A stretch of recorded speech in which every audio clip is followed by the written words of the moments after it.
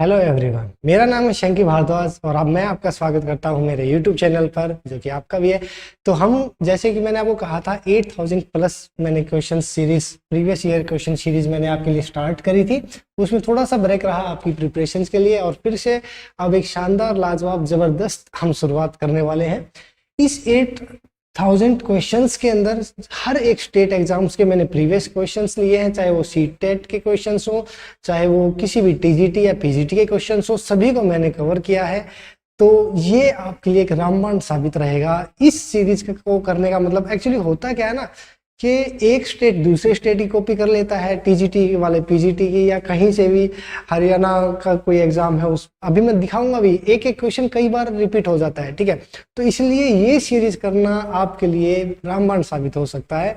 पूरी कीजिएगा, कंप्लीट कीजिएगा, अपने दोस्तों के साथ शेयर कीजिएगा। आप किसी भी एग्जाम की प्रिपरेशन करते हो, अगर आप एएमआरएस की भी प्रिपरेशन करते हैं, एनवीएस केवीएस की, या हरियाणा पीजीटी एग्जाम अभी 2-3 दिसंबर को होने वाला है, या बीपीएससी पीजीटी जो अभी आने वाला है, ठीक है, DSSS टीजीटी पीजीटी, या किसी भी आप स्टेट एग्जाम की प्रिपरेशन करते हो, तो यकीन मानिए सबसे बेस्ट सीरीज यही है, और फ्री ऑफ कॉस्ट है। कोई आपसे मैं पैसा नहीं ले रहा, बस आप सबसे एक रिक्वेस्ट है कि इसको कंप्लीट हर एक ग्रुप में, हर एक आपके दोस्तों से, फेलो एस्पिरेंट से शेयर कीजिएगा। बस वही हमारा मोटिवेशन हमारे लिए काफी रहेगा। चलिए स्टार्ट करते हैं पहली क्लास। ठीक है, तो चलिए बिना टाइम वेस्ट कीजिए स्टार्ट करते हैं। आपका पहला प्रश्न आपके सामने ये रहा, देखिए। फर्स्ट क्वेश्चन है, 3 numbers are chosen at random. 3 numbers select किए जाते हैं, कहाँ से? From numbers 1 to 15। 1 से 15 तक नंबर लिखे गए हैं और उनमें से 3 नंबर्स को सिलेक्ट किया गया है। The probability that they are consecutive numbers. Consecutive numbers वो नंबर्स होते हैं जो लगातार आते हैं। जैसे कि अब जैसे मान लीजिए 3 नंबर सिलेक्ट करने हैं लगातार, तो वो कौन कौन से हो सकते हैं? 1 2 3 भी हो सकता है, या फिर वो 2 3 4 भी हो सकता है।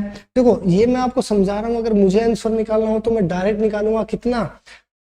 15 में से 3 सिलेक्ट करने हैं, तो ऊपर लिखूंगा 13, नीचे लिखूंगा 15, और ये 15C2 को मैं ऐसे लिख दूंगा, ऊपर 6 जाएगा। 13 से 13, 2 ते 6, 2 7 14, 3 5 15, 1/35 इज द राइट आंसर। इतनी स्पीड से आप भी कर पाओगे। समझाता हूँ कैसे, कंसेप्ट पे ध्यान दीजिएगा। देखो, मैंने आपको कहा कि 1 से 15 में से 3 नंबर सिलेक्ट करने हैं और कंसेक्यूटिव होने चाहिए, तो 1 2 3 होगा, 2 3 4 होगा, 4 5 6 होगा, ऐसे ही चलेंगे नंबर्स। ठीक है, तो लास्ट में कहां तक जा सकते हैं? ये 13 14 15 तक जा सकते हैं। 13 14 15 तक। अब 14 नहीं लिखा जा सकता, क्योंकि इसको अगर 3 लगातार मैं सिलेक्ट करूंगा तो 16 पे चला जाएगा, जो कि 15 के तक है ही नहीं, तो इसलिए ये तो हो नहीं सकता। तो ऐसे कितने युग्म बनेंगे, जोड़े बनेंगे? 1 से लेकर 13 तक, मतलब 13 जोड़े बनेंगे। हम प्रोबेबिलिटी में एक ही चीज सीखते हैं बचपन से, 8वीं 9वीं 10वीं क्लास 10वीं, हमने यही सीखा है। ऊपर फेवरेबल इवेंट्स जितनी पॉसिबिलिटी है, नीचे टोटल इवेंट्स, यही एक बात है, और प्रोबेबिलिटी खत्म है। देखिए, तो भाई टोटल कितने नंबर ऑफ इवेंट्स हो सकते हैं पॉसिबल? 13। ठीक है, टोटल इवेंट कितने? 15 में से हमें 3 सिलेक्ट करने हैं। 15 में से 3 सिलेक्ट करने हैं, और जब भी ऐसा आता है तो हम क्या यूज करते हैं? कॉम्बिनेशन हम यूज करते हैं, तो उसको हम क्या कहेंगे? 15C3। 15 में से 3 सिलेक्ट करने हैं, 15 में से 3, बस यही आपको डायरेक्ट लिखना है और आपका आंसर यहीं से आ जाएगा। ये एक बार समझा रहा हूं। अगले क्वेश्चंस, ये आपका आया है यूपी टीजीटी 2021 में। आने वाले क्वेश्चंस पे पेन नहीं चलेगा, डायरेक्ट आंसर आना चाहिए। ठीक है, सॉरी, सोल्व कीजिएगा। 13, 15C3 का मतलब कितना है? 15 इंटू 14 इंटू 13, ठीक है, अपॉन 3 फैक्टोरियल को कितना लिख दूंगा मैं ऊपर? 6। ठीक है, देखो भाई, ये होता था ना एनसीआर का जो फॉर्मूला होता है, कितना होता है? n factorial upon n - r factorial, r factorial. उससे हमने इस चीज को सोल्व आउट किया। ठीक है, समझाने के लिए वो चीजें मैं आपको, बाइनोमियल कोएफिशिएंट के ऊपर एक वीडियो है, उसके ऊपर ये एनसीआर का पूरा कंसेप्ट मैंने समझाया, वहां पर आप देख सकते हो। ठीक है, अगर आपको देखना है तो 13 से 13 कटेगा, 3 दूनी 6, 3 पंजे 15, और 2 से 14 7 पे, तो 1/35 ये आपका आंसर होगा। पेन नहीं चलाना है। किया क्या है? ऊपर कितनी पॉसिबिलिटीज थी वो लिखी, नीचे टोटल थी। ऊपर ऐसे जो पेयर्स थे वो 13 बन सकते थे, तो ऊपर 13, नीचे 15 में से 3 सिलेक्ट करने थे और आंसर आ गया। चलो प्रैक्टिस कराता हूँ। यूपी टीजीटी 2021 में आया, हर एक क्वेश्चन ले रखा है। एनवीएस 2022, अभी उसके बाद तो एनवीएस का एग्जाम हुआ नहीं है। केवीएस 2023, हर एक एग्जाम मैंने किसी बुक, अभी तक बुक भी नहीं बनी है, सब क्वेश्चंस मैं आपको लेके आया हूँ, लेटेस्ट से लेटेस्ट और ओल्ड से ओल्ड, हर एक क्वेश्चन आपके लिए लेके आया हूँ। ठीक है, चलिए अगला क्वेश्चन देखते हैं। अगला क्वेश्चन है, फिर से 3 नंबर सिलेक्ट किए गए हैं। ये आया है एचपीएससी पीजीटी 2021 के अंदर ये क्वेश्चन आया है। 3 numbers are chosen at random from the numbers 1 to 10। अब की बार 1 से 10 के बीच में 3 नंबर्स सिलेक्ट करने हैं और वो क्या होने चाहिए, कंसिक्यूटिव होने चाहिए, लगातार होने चाहिए। तो डायरेक्ट मुझे पता है लास्ट पेयर क्या होगा, 8 9 10। लास्ट क्या होगा, 8 9 10। मतलब ऐसे कितने पेयर्स बनेंगे, 8। जो लास्ट पेयर होता है ना, उसकी जो फर्स्ट टर्म होती है उतने ही पेयर बनते हैं। तो लास्ट अगर 9 से स्टार्ट करूंगा तो 11 पे चला जाएगा, 9 10 11, 11 तो लेना ही नहीं है क्योंकि 1 से 10 के बीच में लेना। तो टोटल है 8 और कितने 3 नंबर सिलेक्ट करें किसमें से, 10 में से, तो 10C3 ये आपका आंसर है। इस 10C3 को मैं क्या लिख दूंगा, 8, 10 इंटू 9 इंटू 8 और अपॉन में 3 फैक्टोरियल के लिए हम मल्टीप्लाई करते हैं 6। 3 फैक्टोरियल का मतलब क्या होता है, 3 इंटू 2, यही होता है। तो 8 से 8 कटेगा, 3 से 9 कटेगा, 2 से 5 कटेगा और आंसर आएगा आपका 1/15। 1/15 is your right answer. Hope आपको समझ आ गया होगा। कुछ भी नहीं किया, बस मैंने ये देखा टोटल जो लास्ट पेयर बन सकता है कंसेक्यूटिव नंबर्स का वो होगा ये। पहला कौन सा है, जैसे 1 2 3, दूसरा कौन सा होगा 2 3 4, ऐसे करके कितने तक जाएगा 8 9 10। तो कितने पेयर बने, 1 2 3 ऐसे करके 8 पेयर बने, 8 लिखा। कितने में से सिलेक्ट करें, 10 में से 3 सिलेक्ट करें, इसलिए 10C3 ये कॉम्बिनेशन हम यूज करते हैं। ठीक है, कुछ भी नहीं करना, बहुत ईजी है, बिना पेन चलाए आप आंसर निकाल सकते हो। ठीक है, तो नेक्स्ट क्वेश्चन की बात कर लेते हैं। देखिए ये क्वेश्चन है केवीएस पीजीटी 2023, अपनी तरफ से नहीं लिखा है, जाके आप चेक कर सकते हो। केवीएस पीजीटी 2023 का क्वेश्चन है, लेटेस्ट से, मैंने कहा ना लेटेस्ट से लेटेस्ट क्वेश्चन आपके सामने लाया हूं कि आज के समय पर किस किस तरह के क्वेश्चन आए हुए हैं वो देखिए। 3 कंसेक्यूटिव नंबर्स हैं, 1 से 20 के बीच में सिलेक्ट कर रहे जाने हैं। ठीक है, 1 से 20। अब मुझे अगर आंसर निकालना है तो मैं कैसे निकालूंगा, फटाफट सेकंडों से निकालूंगा कि 1 से 20 के बीच में निकालने हैं। लास्ट पेयर होगा 18 19 20, तो 18 तो आएगा ऊपर, सिर्फ इतना पेन चलाया। फिर नीचे लिख, मुझे पता है 10 में से सिलेक्ट करने थे, 10C3 लिखा था। 20 में से सिलेक्ट करने हैं तो मैं 20C3 लिखूंगा। और 20C3 को कैसे लिखूंगा, 20 गुना 19 गुना 18, और 3 था वो नीचे, तो 3 फैक्टोरियल ऊपर, मतलब 3 गुना 2। बस यही तो है आपका आंसर, 2 से 10, 3/190। ये किसकी प्रोबेबिलिटी आती है, कंसेक्यूटिव नंबर्स होने की प्रोबेबिलिटी आती है। एग्जामिनर ने क्या पूछा है, नॉट कंसेक्यूटिव। बस यही तो आपको पता है, होना और ना होना इन दोनों का जोड़ कितना होता है, 1। 1 में से माइनस करूंगा तो 190 में से 3 गया, 187/190। 187/190 is your right answer. Option C is the correct answer. तो होप आपको समझ आया होगा। एक तरह के 3 टाइप के क्वेश्चंस, बहुत पुराना भी और लेटेस्ट भी, हर एक टाइप के क्वेश्चंस को मैंने इकट्ठा करके आपके लिए मेहनत करके लाया हूँ। होप ये वीडियो आपको पसंद आएगी, आप लाइक कर सकते हैं। Thank you so much. चलिए नेक्स्ट क्वेश्चन की बात कर लेते हैं। ठीक है, अब डाइस के कुछ क्वेश्चंस ले लेते हैं, डाइस के जो आज तक आए हैं। ठीक है, उन पे बात कर लेते हैं।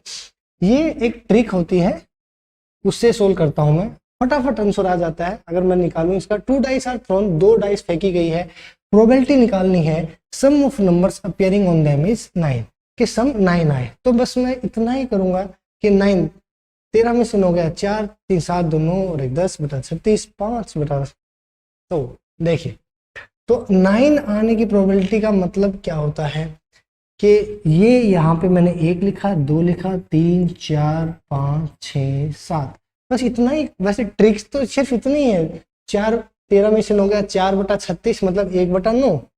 आंसर तो आ चुका, 1 सेकंड का है। कैसे आया, कहाँ से आया, क्या ट्रिक लगाई, वो मैं आपको समझा देता हूँ। बहुत इजी क्वेश्चन है, बिना ट्रिक के। देखो एक आधा और सोल्व करके दिखाऊं। 2 5 से फेंके गए हैं, प्रोबेबिलिटी निकालनी है 7 की।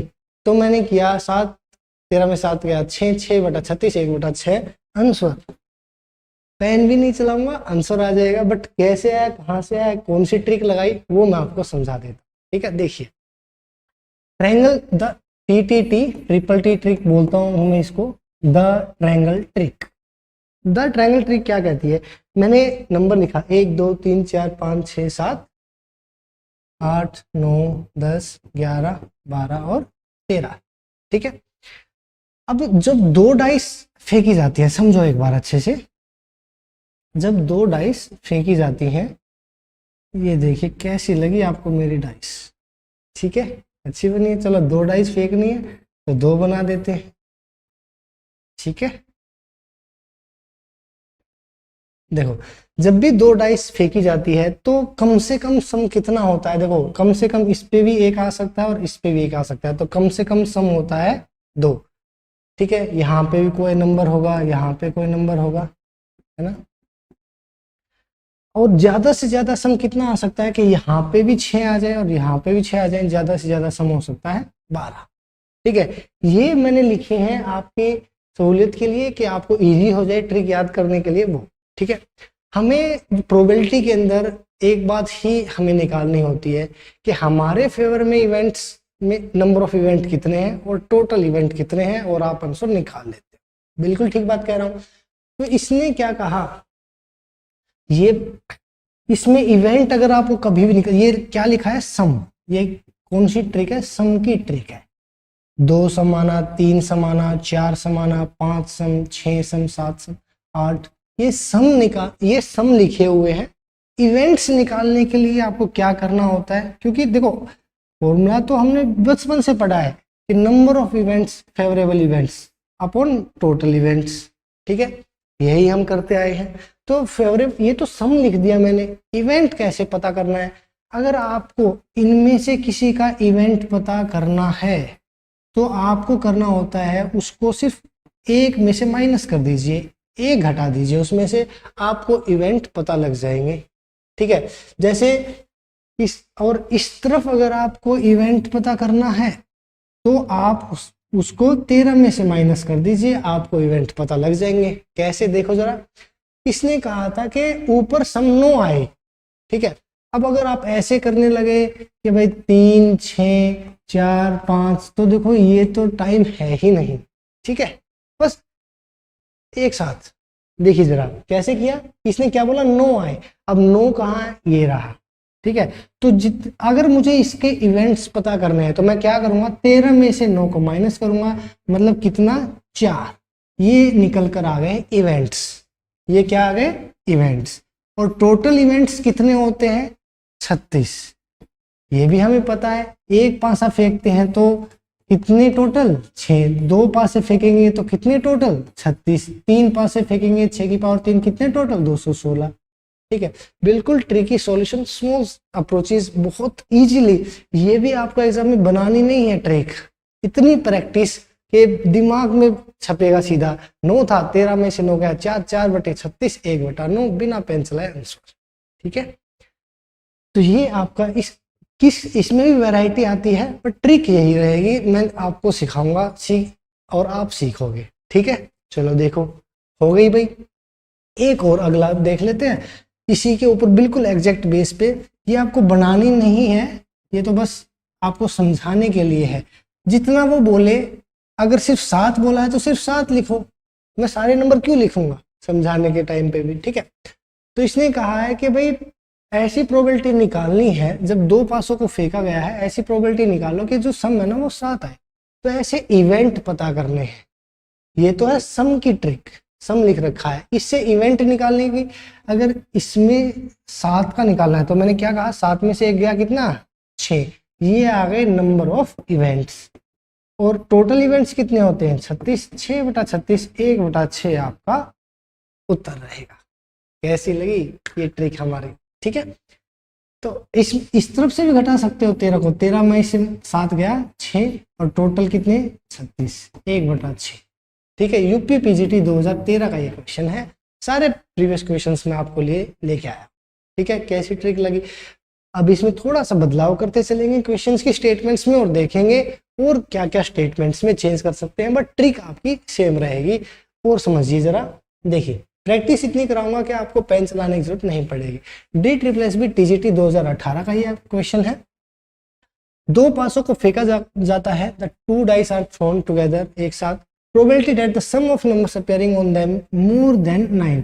अब की बार एक वर्ड और यूज कर दिया गया है, पहले क्या था, 9 की पूछी थी, तो 13 में से डायरेक्ट 9 को घटाया था, 4/36, आंसर आ गया था 1/9। अब इसने कहा मोर देन 9, अब मोर देन 9 के अंदर कौन कौन से नंबर है, 10 है, 11 है, 12 है। ठीक है, 10 है, 11 है और 12 है, 12 तक ही समझ आता है। ठीक है, तो अब इवेंट्स निकाल लो।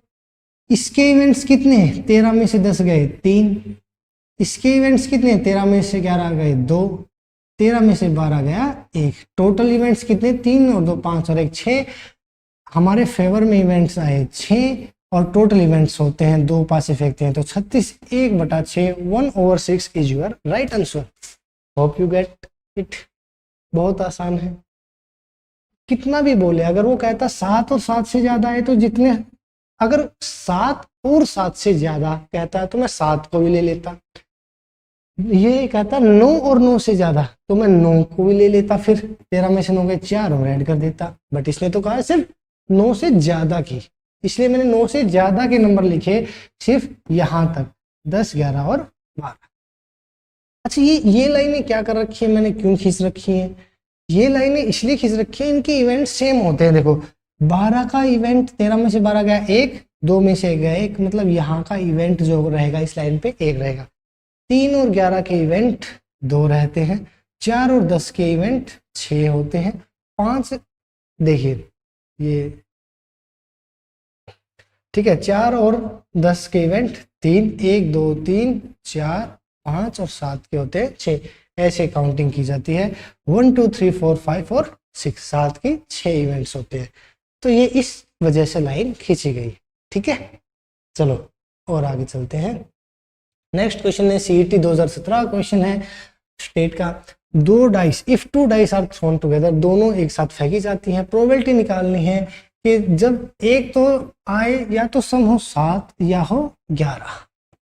ठीक है, बस इतनी सी बात, ये समझाने के लिए मैं सीधा दिमाग में कि 7 है, 7 में से 1 घटाऊंगा, 6 तो इवेंट्स होंगे 7 के नाम के, 7 आने की प्रोबेबिलिटी कि सम 7 आए दोनों डाइसों पे, इसकी प्रोबेबिलिटी कितनी होगी, 1 घटा दो 7 में से 6। ठीक है, या 13 में से 7 घटा दो 6। ठीक है, तो 6 तो इवेंट्स हो गए जिनमें 7 आ सकता है सम ऊपर। कैसे कि भाई 1 और 6 आ जाए, 3 और 4 आ जाए, ऐसे ना। ठीक है, अब लिखना नहीं है हमें वो।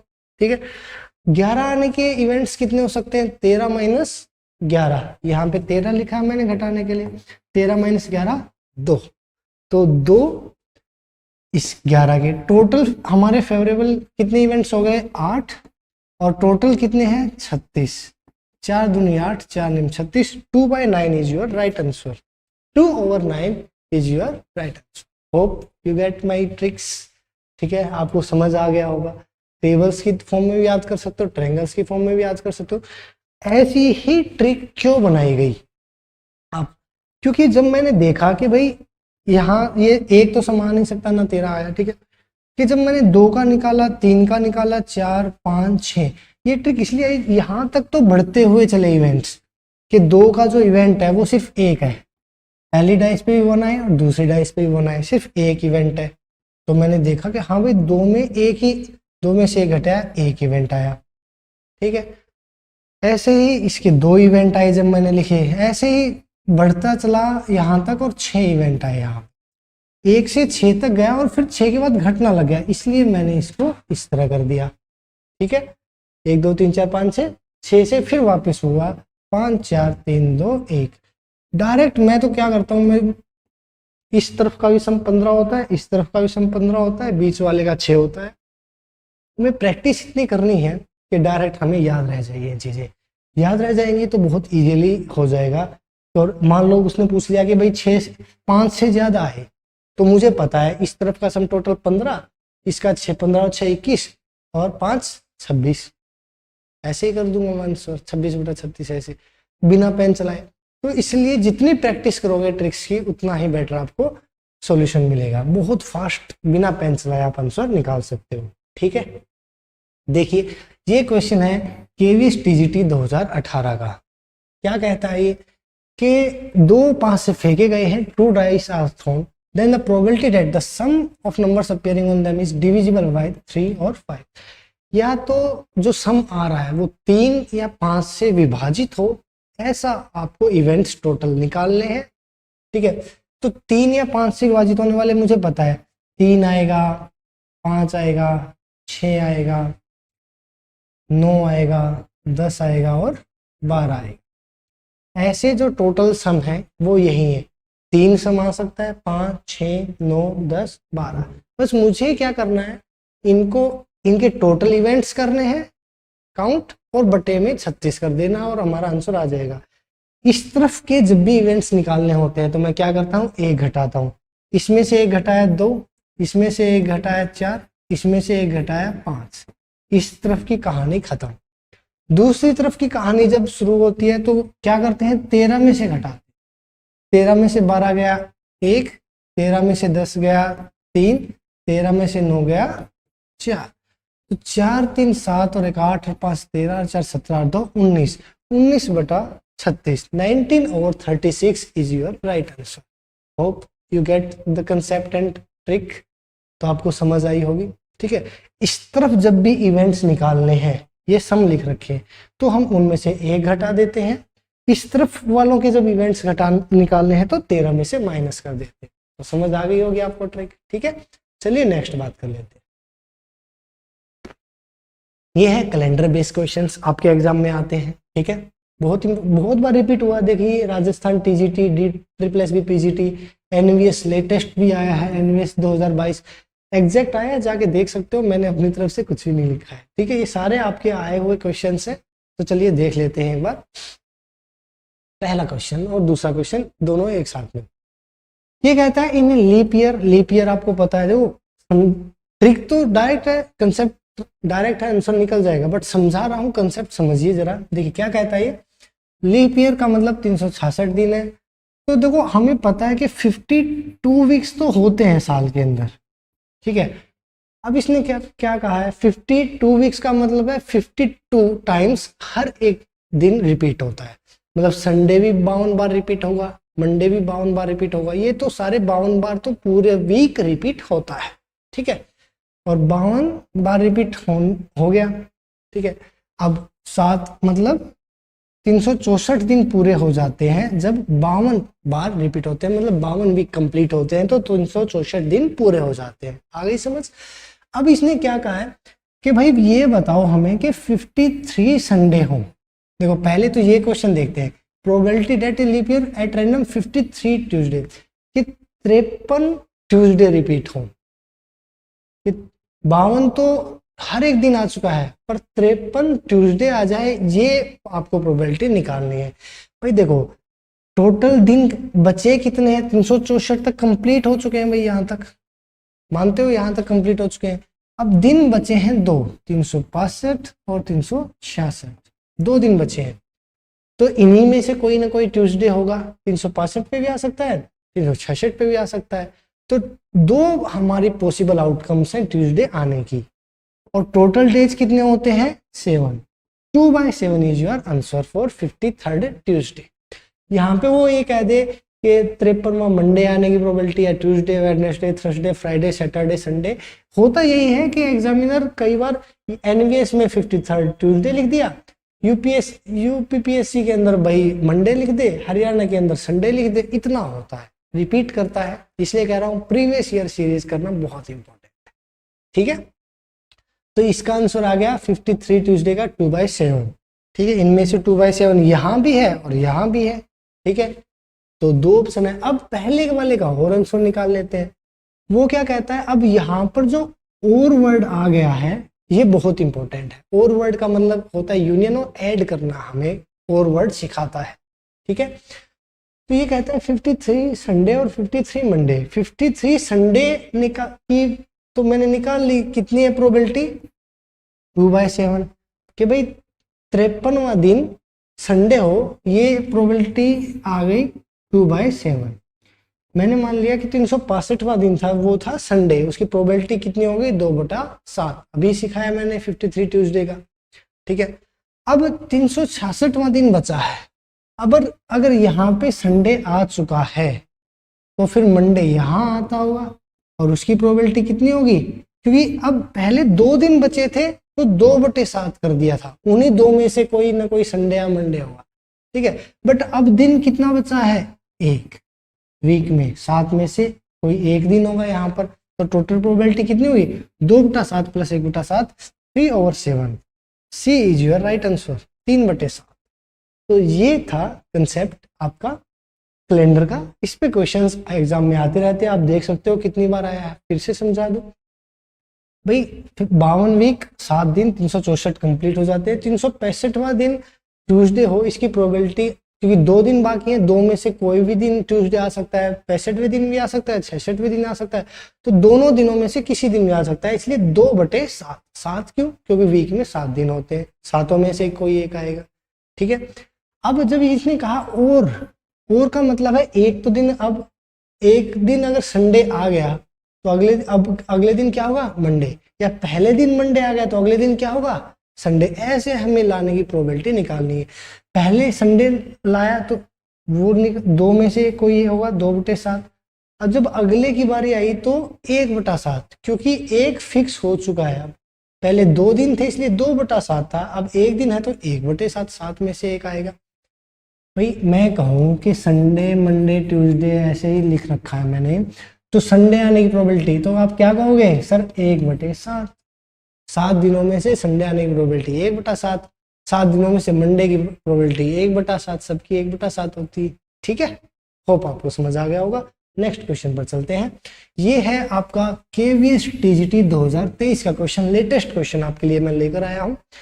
क्वेश्चन कहता है from the month of July, जुलाई का महीना है, whose first day is Monday, पहला दिन है सोमवार मंडे। ये a day is selected at random, कोई भी दिन सिलेक्ट कर लिया गया है महीने में से, तो ये बताओ उसकी मंडे की ना होने की प्रोबेबिलिटी क्या होगी। देखो भाई, अब आंसर तो आपको भी पता है, अब मंडे की ना, मंडे होने की प्रोबेबिलिटी कितनी है, जुलाई के महीने में मंडे कितने आएंगे 5, कैसे पता, देखो मैं एक कंसेप्ट है वो, अब एक बार पता चल गया तो आगे के लिए हमेशा के लिए आपकी दुविधा खत्म, कंफ्यूजन खत्म। कैसे, देखिए अगर 30 का महीना है या 31 का महीना है, ठीक है, अगर 30 का महीना है तो तारीख कितनी, 2-3 का मतलब है कि पहली दूसरी और तीसरी तारीख, इनमें से अगर कोई दिन रिपीट हुआ, बोले वो कि दूसरे दिन ये वार है, तीसरे दिन ये वार है, तो कंफर्म है ये चीजें, ठीक है, तो वो 5 बार आता है। अगर 30 का महीना है तो पहली दूसरी तारीख में जो भी दिन होगा वो 5 बार आएगा, ये बात मैं आपको समझा रहा हूँ, ठीक है। तो इसने क्या कहा है, मंडे भाई 5 बार आएगा, 31 का महीना है तो पहले दिन 5 बार आएगा, तो 5 मंडे पूरे महीने में, नंबर ऑफ इवेंट्स 5, टोटल कितने दिन है 31, तो मंडे आने की प्रोबेबिलिटी 5 है, तो ना आने की प्रोबेबिलिटी कितनी हुई 31 - 5, 26/31। मंडे आने की प्रोबेबिलिटी है इतनी, तो एक में से घटाएंगे तो ना आने की प्रोबेबिलिटी आ जाएगी, ठीक है, सिंपल सी बात है। बस इतना ध्यान रखना है कि अगर आप इस तरह करते हैं तो आपको याद रहेगा ये चीज, ठीक है। चलिए नेक्स्ट एक बार कंफर्म कर लीजिए जो मैंने आपको 30 और 31 बताया है, ठीक है। एनवीएस टीजीटी 2022 का ये क्वेश्चन है, लेटेस्ट आपके सामने क्वेश्चन है। The probability that in a family of 4 members, 4 members की फैमिली है, उनमें से 2 मेंबर्स का बर्थडे जो है वो संडे हो, इस चीज की प्रोबेबिलिटी निकालनी है। बाइनोमियल डिस्ट्रीब्यूशन आता है, समझाऊंगा कैसे, अभी के लिए बिल्कुल सिंपल शॉर्टकट बताता हूँ। फॉर्मूला क्या होता है बाइनोमियल डिस्ट्रीब्यूशन का, NCR p⁻r, और Q भी लिख सकते हो और 1 - p भी लिख सकते हो, n - r, ठीक है। क्या होता है ये NPR, N होता है टोटल नंबर ऑफ ट्रायल्स, आप कह सकते हो टोटल, जिसमें से सिलेक्ट करने हैं 4 मेंबर्स में से सिलेक्ट करने हैं, तो मैं लिखूंगा 4C। कितने मेंबर सिलेक्ट करने हैं, 2, ठीक है। पी, ये है प्रोबेबिलिटी आने की प्रोबेबिलिटी, ठीक है। और भाई इसने कहा कि संडे हो उसका बर्थडे, अब संडे की प्रोबेबिलिटी कितनी होती है वीक में से आने की, 1/7, 1/7। अब इसकी पावर कितनी होगी, 2, जो यहाँ लिखी है वो। 1 माइनस पी मतलब 1 माइनस 1/7 मतलब 6/7, और इसकी पावर कितनी होगी, n-r, 4 में से 2 गया 2। बस इसको आपको सोल्व आउट करना है, ये नहीं लिखना है एग्जाम में, डायरेक्ट ये लिखना है और सोल्व आउट करना है। कैसे, 4c2 कितना होगा, 6, ऊपर कितना आएगा 6 की पावर 2 36, नीचे कितना आएगा 7 की पावर 2 यहाँ है, 7 की पावर 2 यहाँ है, 7 की पावर 4 2401, ये 36 का 216, 7 की पावर 4 2401 होती है।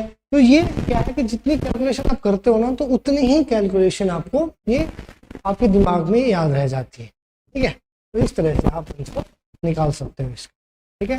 The number of possible outcomes, total possible outcomes, कितनी संभावनाएं होंगे कुल, ये आपको बताना है। अगर किसी कॉइन को टॉस किया जाए कितनी बार, 6 बार, अगर 6 बार किया जाए तो बताओ कितने टोटल आउटकम्स होंगे। तो ये आपको पता है कि अगर भाई हम 2 की पावर करते हैं, अगर एक बार उछाला जाता है तो 2 की पावर 1 कर देते हैं, मतलब टोटल आउटकम्स 2 होंगी। 2 बार उछाला जाएगा तो 2 की पावर 2 कर देंगे तो आउटकम्स होंगी 4, पर उछाला गया है कितनी बार, 6 बार, तो आप पावर कर देंगे 6, इसका मतलब 2 की power 6, answer is 64 is your right answer, ठीक है।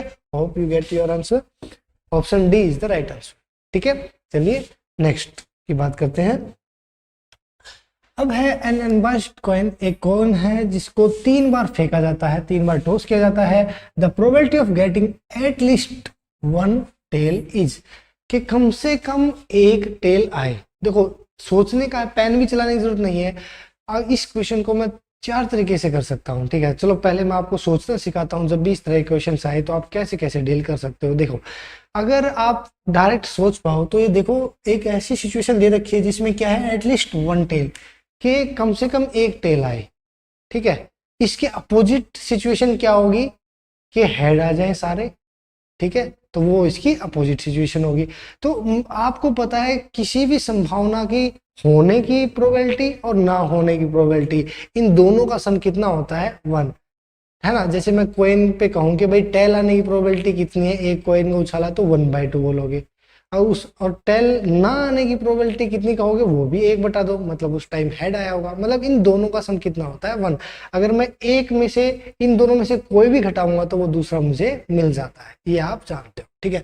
तो अगर मैं इसमें से हेड की प्रोबेबिलिटी घटा दूं, जब इसने बोला है एटलीस्ट 1 टेल, कि भाई एक टेल आए या 2 टेल आए या 3 टेल आए, 3 बार फेंका गया है, ठीक है। पर मैं अगर हेड की प्रोबेबिलिटी निकाल दूं कि तीनों बार हेड आया, ऐसी कितने रिजल्ट हो सकते हैं, सिर्फ एक, ठीक है। तो वो कितना होगा, 1/8, ठीक है। ये है हेड के सभी, सारे के सारे हेड आ गए, ऐसा रिजल्ट कितना है, एक रिजल्ट है। और टोटल आउटकम्स कितनी है, क्योंकि कॉइन को फेंका गया है 3 बार, मतलब 2 की पावर 3 8, ये तो हेड आने की प्रोबेबिलिटी है। बट अगर टेल की निकालनी होगी तो मैं क्या कर दूंगा, एक में से माइनस कर दूंगा, आंसर आपका क्या आ जाएगा, 7/8। ये तो बात हुई आपके सोचने की, अगर आप ऐसा सोच पाते हैं तो द बेस्ट, ठीक है। बट कई बार कंफ्यूजन ना हो जाए कि हाँ किसको हेड और किसको टेल करके आपको घटाना है, तो उस कंफ्यूजन के लिए हमारे पास और भी बहुत सारे तरीके हैं। मैं आपको हर एक तरीके से मिलाता हूँ, देखिए किस किस तरह से आप सोल्व कर सकते हो। 4 तरीके मैंने आपको कहा। दूसरा तरीका क्या है, जब भी अगर कॉइन को फेंका जाता है, ठीक है, आपको पता है कॉइन, ये पी मान लीजिए ऐसी प्रोबेबिलिटी है कि जब घटना घटती है जो हमारे फेवर में आती है, और क्यू है वो जब हमारे फेवर में कोई चीज नहीं आती है, ठीक है। तो ये हमेशा बराबर होने चाहिए, ठीक है। 1/2 हेड आने की है, 1/2 टेल आने की है, ये इक्वल है। दूसरा तरीका क्या है कि 11 की पावर 11 की पावर आपको करना है और आपको सॉल्यूशन मिल जाएगा। एक कॉइन को कितनी बार फेंका गया, 3 बार, तो 11 की पावर 3 मतलब 1331। अगर 2 बार फेंका जाता तो मैं 11 की पावर कितनी कर देता, 2, 121। 4 बार फेंका जाता तो मैं 11 की पावर कितना कर देता, 14641, ठीक है।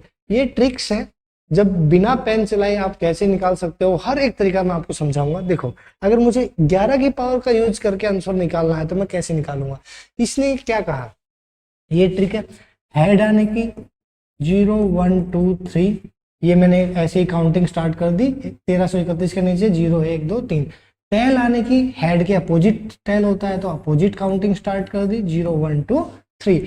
अब इसने कहा the probability of getting at least one tail, कम से कम एक टेल आए, मतलब एक टेल भी आ सकता है या दो टेल भी आ सकते हैं या तीन टेल भी आ सकते हैं। और इस या और का महत्व बहुत ज्यादा इंपॉर्टेंट हो जाता है, क्योंकि जब भी और या आप पढ़ते हो प्रोबेबिलिटी में तो उसका मतलब होता है ऐड करना, ठीक है। तो इसने कहा एटलीस्ट वन टेल, मतलब एक भी आ सकता है या दो आ सकते हैं या तीन आ सकते हैं। तो एक के ऊपर कौन है, तीन, दो के ऊपर कौन है, तीन, तीन के ऊपर कौन है, एक, इन तीनों को ऐड कर दो, तीन और तीन 6 और एक 7, तो ऐसे इवेंट होंगे 7। और टोटल इवेंट्स कितने हैं, 3 बार फेंका गया है तो 2 की पावर 8, 7/8 इज योर आंसर। यहां से भी वही आया था, यहां से भी वही आया था। दो तरीके मैंने आपको बता दिए। चलो एक तरीका और देख लेते हैं, एक बार बताऊंगा फिर आगे जो भी तरीका आपको बेस्ट लगे उससे आप सोल्व करते जाना, ठीक है। फिर मैंने आपको कहा कभी भी ये बाइनोमियल डिस्ट्रीब्यूशन होता है, बाइनोमियल डिस्ट्रीब्यूशन, बाइनोमियल डिस्ट्रीब्यूशन के अंदर हम क्या होती क्या है, सिमेट्रिकल जब बाइनोमियल डिस्ट्रीब्यूशन होता है, सिमेट्रिकल बाइनोमियल डिस्ट्रीब्यूशन का मतलब होता है किसी भी घटना घटने की प्रोबेबिलिटी होने की और ना होने की, यह है होने की और यह है ना होने की, जब ये बराबर होते हैं तो हम बाइनोमियल डिस्ट्रीब्यूशन का यूज कर सकते हैं, ठीक है। कैसे, देखो जरा, ट्रिक क्या है, NCR/2 की पावर n, ये आपकी ट्रिक है, ठीक है। इससे आप बहुत इजीली आप आंसर निकाल सकते हो। इसने क्या कहा, एटलीस्ट वन टेल, मतलब भाई 3 बार, कोई n क्या है, जितनी बार भी ट्रायल होता है n है होता है ट्रायल, नंबर ऑफ ट्रायल्स की कोई भी चीज कितनी बार फेंकी जाती है, जैसे डाइस कितनी है या कोइंस कितनी बार, कोइंस 3 बार फेंके गए हैं तो n की पावर 3। अब r क्या होता है, चूज करने होते हैं, सिलेक्शन हमारा होता है। तो सिलेक्शन हमें इसने एग्जैक्ट एक नहीं बताया, सिलेक्शन हमें बहुत सारे बताए कि एक भी टेल आ सकता है या दो भी टेल आ सकते हैं इसलिए ऐड कर दिया, या तीनों के तीनों भी टेल आ सकते हैं इसलिए ये ऐड कर दिया, तीनों को ऐड किया। और करने वही है, ऊपर लिखते हैं जो जो पॉसिबल है उन सबको जोड़ते हैं और नीचे लिखते हैं टोटल आउटकम्स, जो कि कितना है 2 की पावर n, n कितना है, n है 3, 2 की पावर 3 मतलब 8, ठीक है। अब 3C1 की वैल्यू कितनी, 3, 3C2 की वैल्यू कितनी, 3C2 की वैल्यू भी 3, और 3C3 की वैल्यू कितनी, 1। तो 3 और 3 6 और 1 7, 7/8, 7/8 इज योर राइट आंसर, ठीक है।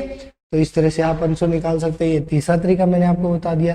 कई जगह आप ये यूज करते हैं, कई जगह आप ये यूज करते हैं। प्रैक्टिस में आपको दोनों तीनों की कराता रहूंगा, किसी किसी क्वेश्चंस में सब में कराऊंगा तो ज्यादा टाइम लग जाएगा, इसलिए तीनों तरीके आपको पता होने चाहिए। क्योंकि देखो, अब जब 11 की पावर का क्वेश्चन आता है, 2 बार फेंके जाएगा तो आप 121 यूज कर लोगे, 4 बार फेंका जाएगा तो 14641 यूज कर लोगे। बट अगर 11 की पावर मान लो 10 बार कोइन फेंक दिया तो 11 की पावर 10 आपको याद ही नहीं होगी तो आप लिखने में कहीं गलती कर दो। तो उस तरीके में हम क्या यूज करते हैं कि ये ट्रिक इस्तेमाल कर लेते हैं, NCR/2 की पावर n, इसलिए ये भी आना बहुत जरूरी है, ठीक है। चलो अगले सवाल पे चलते हैं। अगला सवाल कहता है कि एक कॉइन को टॉस किया गया है 4 बार, प्रोबेबिलिटी निकालनी है at least one head runs up, कि कम से कम भाई एक हेड तो आ ही जाए, ठीक है। अब एक हेड, कम से कम एक हेड आने का मतलब है कि कोई भी, इसका अपोजिट क्या होगा कि सारे के सारे टेल आ जाए, और सारे के सारे टेल आने की प्रोबेबिलिटी कितनी हो जाएगी, 1/2 की पावर 4 16। अब सारे के सारे टेल 1 में से घटा दूंगा तो कितने आ जाएगी, हेड्स की प्रोबेबिलिटी आ जाएगी, एटलीस्ट वन हेड्स की, 15/16 इज योर राइट आंसर। ये तो सोच के निकाला है, पेन नहीं चलाया। अब अगर इसको मुझे और ट्रिक से करना होता तो वो भी एक बार बता देता हूं। 4 बार फेंका गया है तो 11 की पावर 4 मतलब 14641, हेड्स है तो 0 1 2 3 4, और टेल्स की पूछता तो मैं यहां से काउंटिंग स्टार्ट कर देता, ठीक है। बट एग्जाम में मैं ये भी नहीं लिखता ठीक है। अब मैं आपकी जगह होता तो मेरे दिमाग में बिल्कुल छपी हुई चीजें होती कि 11 की पावर 4 कितनी है, 3 के ऊपर क्या आता है, 2 के ऊपर क्या आता है, तो मैं वहीं से जोड़ता और आंसर निकाल लेता। इसने बोला at least one heads turn up, कि कम से कम एक, दो भी हेड आ सकते हैं या तीन भी हेड आ सकते हैं या चार भी हेड्स आ सकते हैं। तो या मतलब और का मतलब है सबको ऐड करना है, तो एक के ऊपर जो है, दो के ऊपर जो है, तीन के ऊपर चार, इन सबको हमें ऐड करना है। 4 और 6 10 और 4 14 और 1 15, ये होंगे टोटल हमारे। जब एटलीस्ट वन हेड आएगा और टोटल आउटकम्स कितने हैं 16, तो 15/16 आपका आंसर होगा। यहां से भी आया, यहां से भी आया। तीसरा तरीका एक बार और रिपीट कर देता हूं, फिर आगे चलेंगे। तीसरा तरीका था NCR अपॉन 2 की पावर n। अब NCR में मैं ये करूंगा कि 4 टाइम्स है तो 4C at least one head. At least one head का मतलब है 4C1 4C2 4C3 4C4 और बटे में 2 की पावर 4 मतलब 16। आप इसको सोल्व करोगे आंसर सेम आएगा। आप ऐसा भी तो कर सकते हो, 1 माइनस 4C 0 कर दो, बटे 16 कर दो, तो भी आप आंसर निकाल लोगे। ठीक है, ओके। तो इस तरह से आप सोल्व करके आंसर निकाल सकते हो। चलिए नेक्स्ट क्वेश्चन पे चलते हैं। An unbiased coin is tossed 5 times. अब की बार एक कॉइन को 5 बार फेंका गया, इसलिए मैंने कहा कि 11 की पावर अब जैसे 5 आ गई, ठीक है, तो आपको याद हो या ना हो तो वो दूसरे तरीके वहां पे काम आते। ठीक है, 5 बार फेंका गया है कॉइन और each toss is either head, या तो भाई हेड हो सकता है या टेल हो सकता है, ये तो बताने की बात ही नहीं है ना। तो क्वेश्चन क्या है, the probability of getting at least one head, के कम से कम एक हेड आए। ठीक है, अब सारे के सारे टेल आ जाए, मतलब 500 टेल हो तो एक ही रिजल्ट हो सकता है ऐसा, तो 1/2 की पावर 5 मतलब 32, ये आ गया। मैंने बस सिर्फ सोचा कि इसने तो कहा था कि एटलीस्ट वन हेड, मैंने निकाल दिए सारे के सारे टेल कर दिए, और सारे के सारे टेल का मतलब है 500 बार टेल आ गया, तो सिर्फ एक ही रिजल्ट ऐसा हो सकता है जब 500 बार टेल आए, तो 1/32, ये तो टेल आने की, बट निकालना था हेड का इसलिए माइनस कर दिया, तो 32 में से एक गया 31/32, 31/32 इज योर राइट आंसर। ये तो सोच के निकाला। ठीक है, अब दूसरे तरीके से भी कर सकते हो, NCR से भी कर सकते हो अगर आप करना चाहोगे इससे। तो एक बार यहाँ पे भी मैं बता देता हूँ, 5 बार फेंका था और यहाँ 5C1 करोगे, 5C2 करोगे, 5C3 करोगे, 5C4 5C5 5C5 अपॉन में क्या करोगे 2 की पावर 5, उससे भी आप आंसर निकाल सकते हो। ठीक है, नेक्स्ट क्वेश्चन की बात कर लेते हैं। एक कॉइन को 3 बार टॉस किया जाता है, probability of getting head and tail alternatively. 3 बार फेंका गया है सिक्के को अल्टरनेट में, मतलब एक छोड़ के एक, या तो हेड या टेल होना चाहिए। तो ऐसे केस ही कितने बनते हैं, 2। अल्टरनेट के 2 ही केस बनते हैं, या तो हेड या टेल हेड टेल, तो 2 केस बनते हैं। और टोटल केस कितने, 2 की पावर 3 मतलब 8, 2/8 मतलब 1/4, 1/4 इज योर राइट आंसर। ठीक है, नेक्स्ट क्वेश्चन की बात कर लेते हैं। 2 coins are tossed, what is the probability of getting one tail? अब इनको आप NCR अपॉन 2 की पावर n से भी कर सकते हो, सोच के भी कर सकते हो, बट एक चीज की प्रैक्टिस कर लो जो आपको सबसे इजी लगती है। चलो मैं उनमें से आप किसी से भी आंसर निकालना, बट मैं एक वो 11 की पावर से आंसर निकालता हूँ। ठीक है, देखो अब जब 2 कॉइन्स फेंके जाते हैं तो 11 की पावर 2 का मतलब कितना, 1 2 1, हेड और टेल। हेड में मैं लिखता हूँ 0 1 2, टेल में मैं उल्टी गिनती लिखता हूँ 0 1 2। आंसर तीनों के 1-1 सेकंड के अंदर, क्वेश्चन पढ़ा और आंसर दिया। देखो कैसे घटना घटी, 2 कॉइन्स को फेंका गया, probability of getting one tail, एक टेल एग्जैक्टली एक टेल, सिर्फ एक टेल आने की प्रोबेबिलिटी कितनी है, एक टेल आने के इवेंट्स, ये क्या है ऊपर क्या लिखे होते हैं इवेंट्स, एक टेल आने के इवेंट्स है 2, और टोटल इवेंट्स कितने होंगे 2 की पावर 2 4, मतलब 1/2 इज योर राइट आंसर। निकाल लोगे। ठीक है, समझ में आया, ज्यादा फास्ट तो नहीं करा रहा। ठीक है, दूसरा क्वेश्चन क्या है, 2 coins are tossed, what is the probability of getting at least one head? कम से कम एक हेड हो, मतलब एक हेड भी हो सकता है या 2 हेड भी हो सकते हैं। या आ गया, जोड़ दो दोनों को, 2 और 1 3, तो 3/4, 3/4 इज योर राइट आंसर। पहले का था 1/2। ठीक है, अब तीसरा क्या कहता है, 2 coins are tossed, अब बोथ हेड और बोथ टेल, दोनों हेड आए और दोनों टेल आए, तो ऐसे दोनों हेड आए और दोनों टेल आए, तो 2 ही तो आउटकम है, 2/4 1/2, यहां से देखोगे दोनों हेड आने की प्रोबेबिलिटी एक है, दोनों टेल आने की प्रोबेबिलिटी भी यहाँ पे एक है, तो एक और एक दो, 2/4 1/2।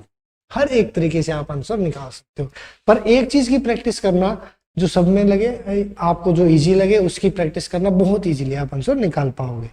देखो 3 कॉइन्स आर टोस्ट, 11 की पावर 3 से निकाल देता हूं आंसर 1 3 3 1। ठीक है, अगर हेड्स की बारी होती तो मैं 0 1 2 3 करता, और टेल्स की बारी होती तो मैं 0 1 2 3 उल्टा करता। बस आंसर आपका इतने में ही आ जाएगा, पेन चलाएंगे ही नहीं दोबारा हम।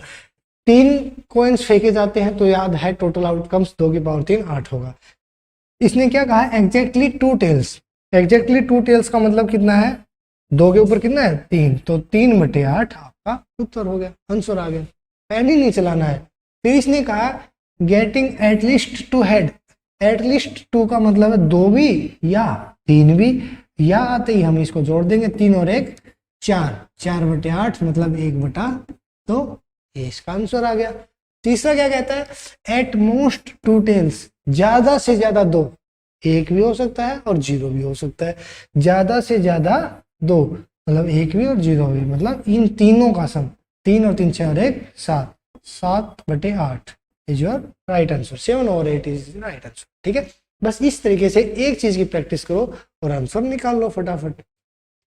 अब बात कर अगर 4 कॉइन्स, अब 4 कॉइन्स की ट्रिक मैंने आपको बताई 1 4 6 4 1, ये 11 की पावर 4 होती है। अगर हेड्स की बात करें तो गिनती कैसे करनी है, 0 1 2 3 4। टेल्स की बात करें तो 0 उल्टी 0 1 2 3 4। बस आंसर इतने में ही आ जाएगा। गेटिंग नो टेल, कोई भी टेल नहीं। इसकी इवेंट कितने हैं, 1, और टोटल में कितना आ जाएगा, टोटल इवेंट्स बटे 16। ये क्या लिखे होते हैं, ये होते हैं इवेंट्स। ठीक है, अगला क्वेश्चन क्या है, गेटिंग 3 हेड्स, के 3 हेड आए। भाई 3 हेड आने की प्रोबेबिलिटी, इवेंट्स कितने हैं 4, तो 4/16 1/4 आपका आंसर आ जाएगा।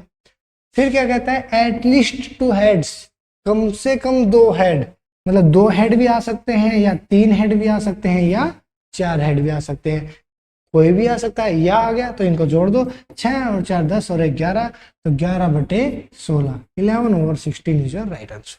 होप आपको समझ आ गई होगी बात। ठीक है, ये सारे आपके आंसर यहाँ पे लिखे हुए। ठीक है, चलिए नेक्स्ट क्वेश्चन पर चलते हैं। नेक्स्ट क्वेश्चन है, एक कॉइन्स को 6 बार फेंका गया है। अब 11 की पावर 6 तो आपको याद नहीं होगी, कोई बात नहीं, दूसरा तरीका समझा है, तीसरा तरीका समझा है, कैसे भी निकाल लो। ठीक है, 6 बार फेंका गया है, गेटिंग एग्जैक्टली 4 हेड्स। मैंने ट्रिक बताई थी ना, NCR/2 की पावर n। जब बहुत बड़ा नंबर 10 बार 15 बार फेंक देगा, जब कहाँ 11 की पावर 15 निकाल पाओगे। ठीक है, तो कराऊंगा ऐसे कि कहीं पे भी आपकी कमी नहीं रहेगी।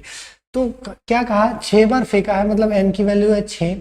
ठीक है, और उसमें से हमें क्या चाहिए, 4 हेड्स चाहिए। आगे हमारे जो चीजें होती है, और टोटल 2 की पावर n, 2 की पावर n का मतलब 2 की पावर 6, 6C4 कितना आता है, 6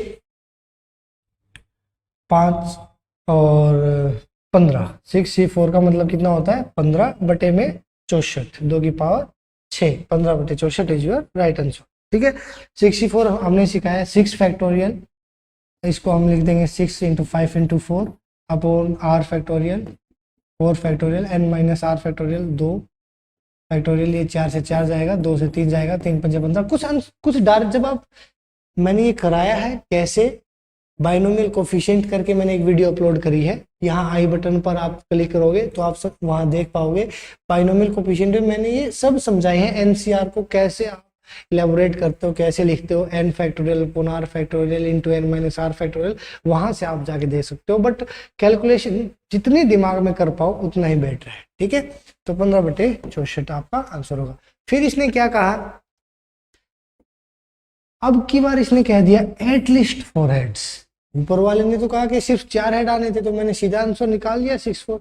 और एटलीस्ट 4 का मतलब क्या, देखो एटलीस्ट 4 का मतलब है 4 तो आ सकते हैं, 5 भी आ सकते हैं, या 6 भी आ सकते हैं। इनको सोल्व कर लो, आपका आंसर आ गया। भाई ये कितना था, 15, 65 का मतलब कितना, 6, और 6 का मतलब कितना, 1 15 और 6 21, 21 और 1 22, 22 बटा कितना 64, मतलब 11 बटा 32, 11/32 इज योर राइट आंसर। ठीक है, तो बस इतना ही खेल है। एटलीस्ट बोल दिया मतलब 4 भी आएगा, उससे ज्यादा मतलब एटलीस्ट 4 का मतलब कम से कम 4 आए। 5 उससे ज्यादा जो बड़ा नंबर है 5 भी आ सकता है, इसलिए 65। 6 भी आ सकता है 66। भाई 6 कॉइन्स में से 6 बार ही तो आ सकता है। अब 6 कॉइन्स में से 7 तो लिख नहीं सकता मैं, ठीक बात है। चलो आगे चलते हैं। एनएस टीजीटी का ये क्वेश्चन है, कॉइन्स को फेंक दिया गया है 8 बार।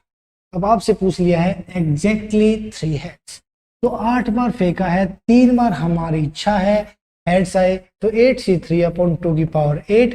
8c3 का मतलब है 56 और बटे में 2 की पावर 8 का मतलब है 256।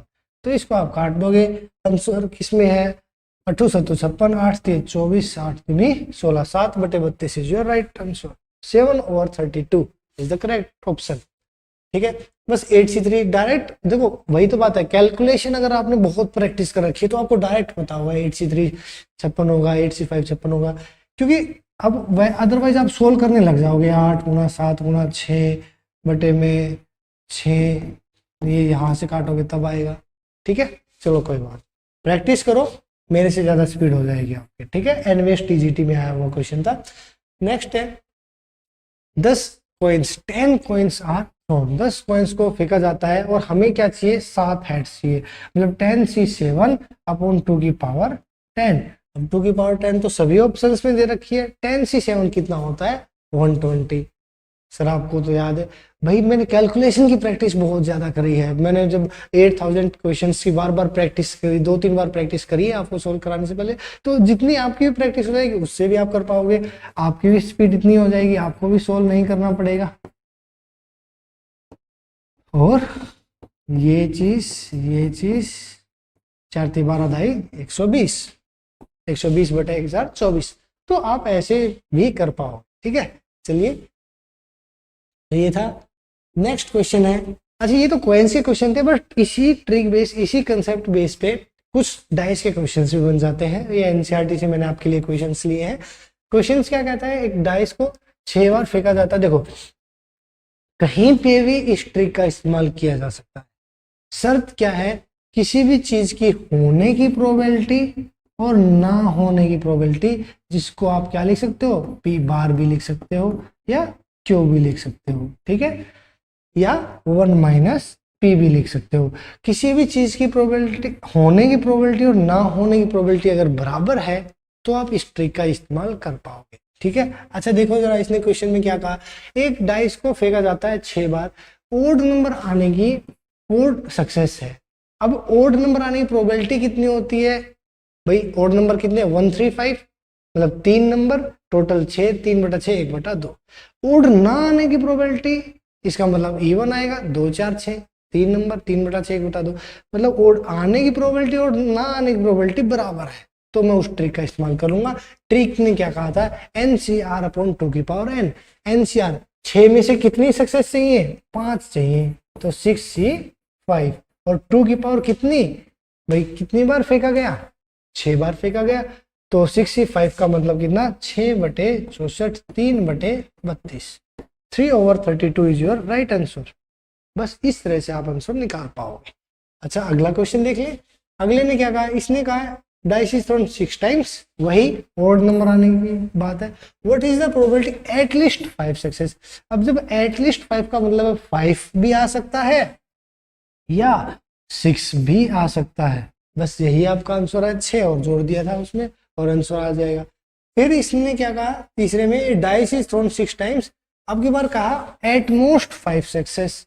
अब एट मोस्ट में या तो 1 में से 6 की प्रोबेबिलिटी घटा लो, ठीक है, या फिर आप कर लो ऐसे ही, एट मोस्ट 5 सक्सेस का मतलब भाई यहां तक 65, 64, 63, 62, 61, ये ज्यादा लेंथी पड़ जाएगा आपको जोड़ना बटे में करना। तो करेंगे क्या, जो एटमोस्ट 5 का मतलब जिसमें ये फेल हो रहा है वो निकालेंगे और 1 में से घटा देंगे, मतलब 1 - 6 0/2 की power 6 is your the shortest क्रम, ठीक है। तो उससे आप बहुत इजीली निकाल पाओ। करते हैं आज की शुरुआत। पहला क्वेश्चन आपकी स्क्रीन पर ये रहा। ये क्या कहता है, a bag contains 4 blue balls. एक बैग है, 4 बॉल्स हैं, 4 ब्लू बॉल्स हैं, 6 ग्रीन बॉल्स हैं और कुछ रेड बॉल्स हैं। If the probability of getting blue balls is 2/9, probability of getting a green ball is 1/3, the number of red balls is. आपको बता दी कि भाई इतनी ब्लू बॉल्स है, इतनी ग्रीन बॉल्स है, इतनी कुछ रेड बॉल्स है। प्रोबेबिलिटी बता दी ब्लू की और प्रोबेबिलिटी बता दी ग्रीन की। रेड कितनी बॉल्स हैं आपसे पूछा गया है। देखो सारा खेल मैं यहाँ पर आता हूँ, पर देखो नॉलेज सबको है, प्रोबेबिलिटी सबको आती है। मैं आया हूँ यहाँ पर आपके अंदर वो सोच जनरेट करने कि जिसमें आपको कभी पेन चलाने की जरूरत ना पड़े। 8000 क्वेश्चन से मैंने आपको पहले ही बोला है कि 8000 में से लगभग 5000 ऐसे क्वेश्चंस निकले थे जो बिना पेन चलाए हुए थे। बात यह है कि आप सोच पाते हो उस तरह से जैसे मैं, तो वही सोच जनरेट करूंगा आपके अंदर और आपका सिलेक्शन जरूर होगा, ठीक है। फिर आप पार्टी देने आओगे। चलो क्या सोच है देखते हैं, बिना पेन चलाए हो सकता है ये सवाल। भाई इसने बोला हो तो गया। देखो इसने क्या कहा कि ब्लू बॉल की प्रोबेबिलिटी कितनी है, 2/9, ठीक है। हाँ, जब भी हम प्रोबेबिलिटी निकालते हैं तो हम क्या करते हैं, ऊपर जितनी बॉल्स होती हैं वो जितनी भी इवेंट्स होते हैं और नीचे टोटल इवेंट्स होते हैं वो आउटकम्स होते हैं, ऐसे ही करते हैं। अब देखो जरा एक बार, मैं इस क्वेश्चन को 3 तरीके से सोच के निकाल सकता था बिना पेन चलाए। 2/9 से मैंने देख लिया बॉल्स, ब्लू बॉल्स कितनी है भाई, ऊपर टोटल ब्लू बॉल्स हैं 4,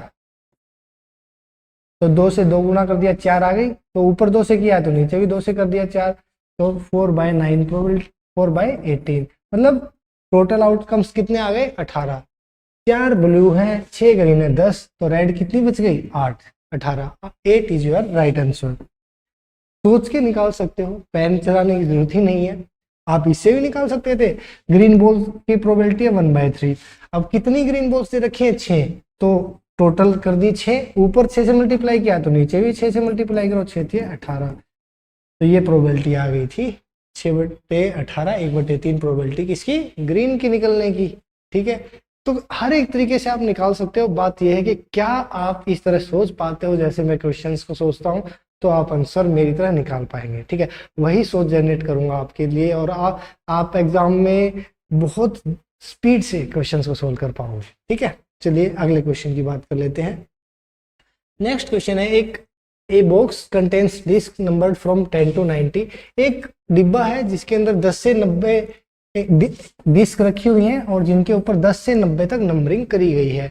if one disc drawn at random, एक डिस्क को निकाल लिया गया है, the probability that is number on the disc is having both digits prime. आपके एक बॉक्स है, बॉक्स के अंदर लगभग आपकी कितनी डिस्क रखी हुई है, 81 डिस्क। 10 से लेकर 90 तक टोटल 81 डिस्क हो गई। बस सोचना है और आंसर निकाल लोगे, ठीक है। इसने कहा कि कोई भी डिस्क निकाली और उस डिस्क पे जो नंबर लिखा हुआ है, तो वो सारे 2 डिजिट्स के नंबर है, तो उस डिस्क पर जो नंबर लिखा हुआ है उसके डिजिट्स क्या होने चाहिए, प्राइम। ये प्रोबेबिलिटी निकालनी है। अगर आप प्राइम पता है आपको, तो सबसे छोटा प्राइम क्या होता है, 2, जिसका भाई खुद, और 1 जिसका मल्टीप्लाइकेशन हो, फैक्टर हो, ठीक है, उसी को हम कहते हैं प्राइम नंबर। 1 तो होता नहीं है प्राइम नंबर, सबसे छोटा होता है 2।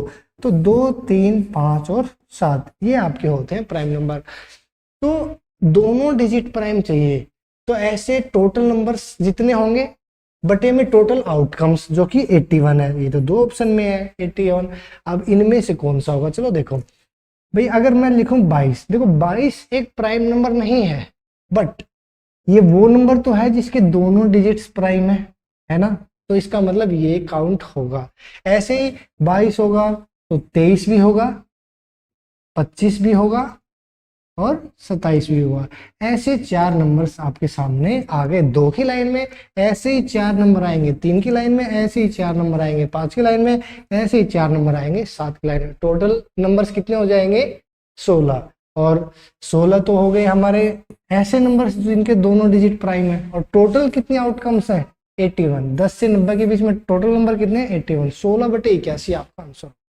बस सोच के आंसर निकाल लोगे, बस सोचना है आपको मेरी तरफ और आप आंसर निकाल लोगे फटाफट बिना पेन चलाए। यहाँ पे भी मैं ऐसे ही करता कि 32 बेसिक प्राइम ना हो पर दोनों डिजिट प्राइम है, 32 होता 33 होता, 35 होता और 37 होता, ऐसे ही 52 होता, 53 होता, 55 होता और 57 होता।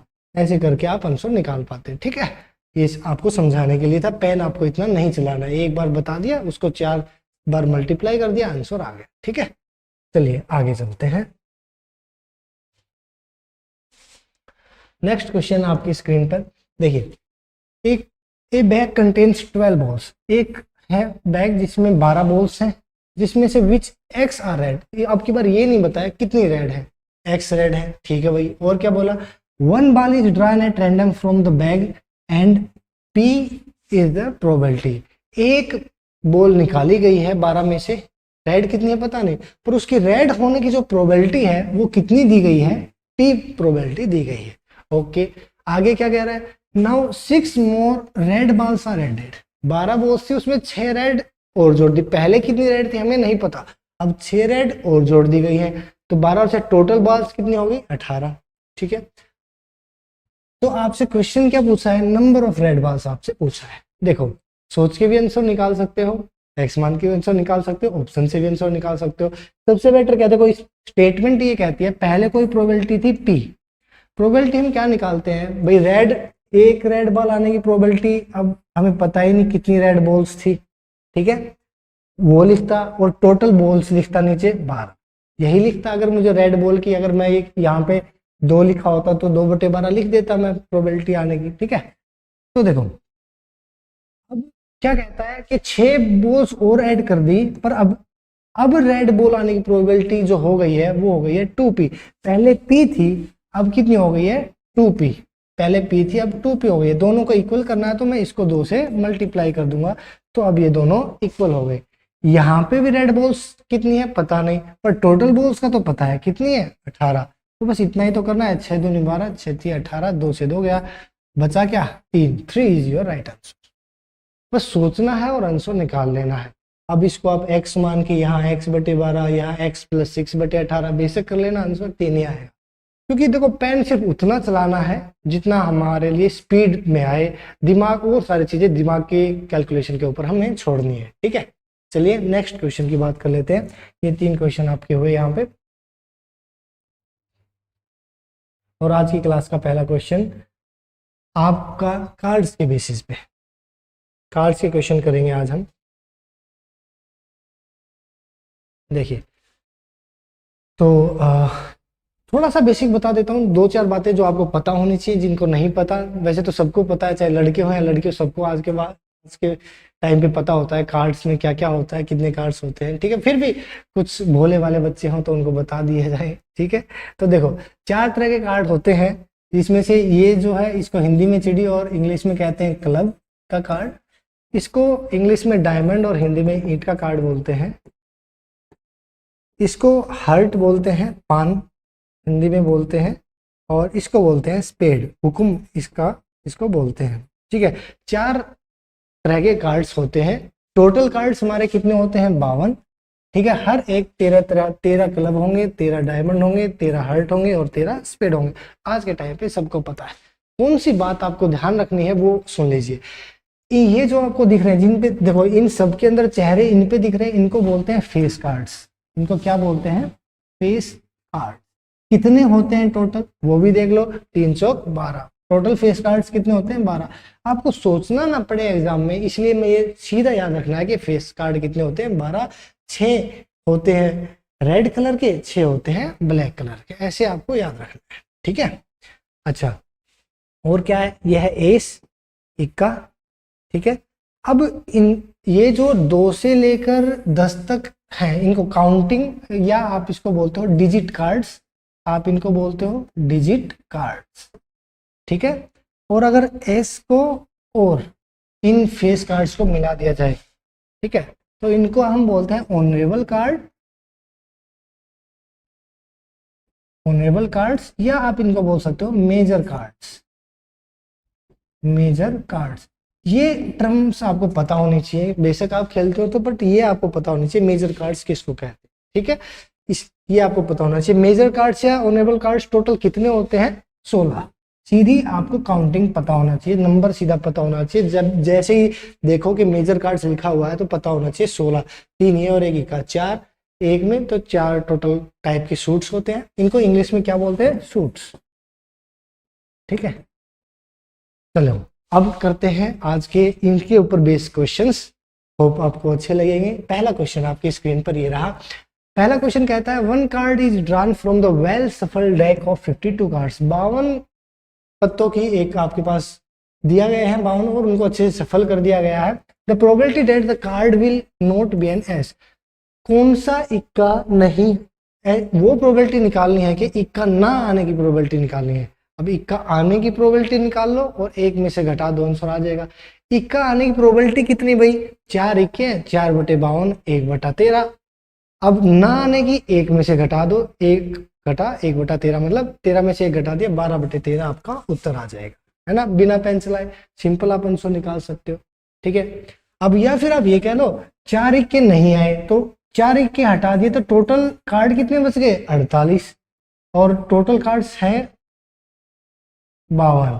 तो 12 चौक 4 से 12 पे और 4 से 13 पे 12/13 आपका यहाँ से भी आंसर आ जाएगा। ठीक है, क्योंकि 4 इक्के हमने हटा दिया 48। ठीक है, टोटल थे 52। तो इस तरह से भी आप आंसर निकाल सकते हो। होप आपको ये समझ आ गया होगा। चलो आगे देख लो। How many cards must be picked from a standard pack of 52 cards to surely get 2 cards of the same suit. देखो मैंने आपको एक टॉपिक कराया था कॉम्बिनेट्रिक्स में, इसलिए मैं कहता हूं कि हर एक वीडियो देखो जो भी अभी मैंने डाली है, हर एक वीडियो जाकर देखो तो आपको वो बेनिफिशियल होगी। देखो मैंने आपको एक कराया था कॉम्बिनेट्रिक्स चैप्टर के अंदर, जिसकी वीडियो का नाम था pigeon hole principle. Pigeon hole principle thumbnail देखोगे तो पता चल जाएगा।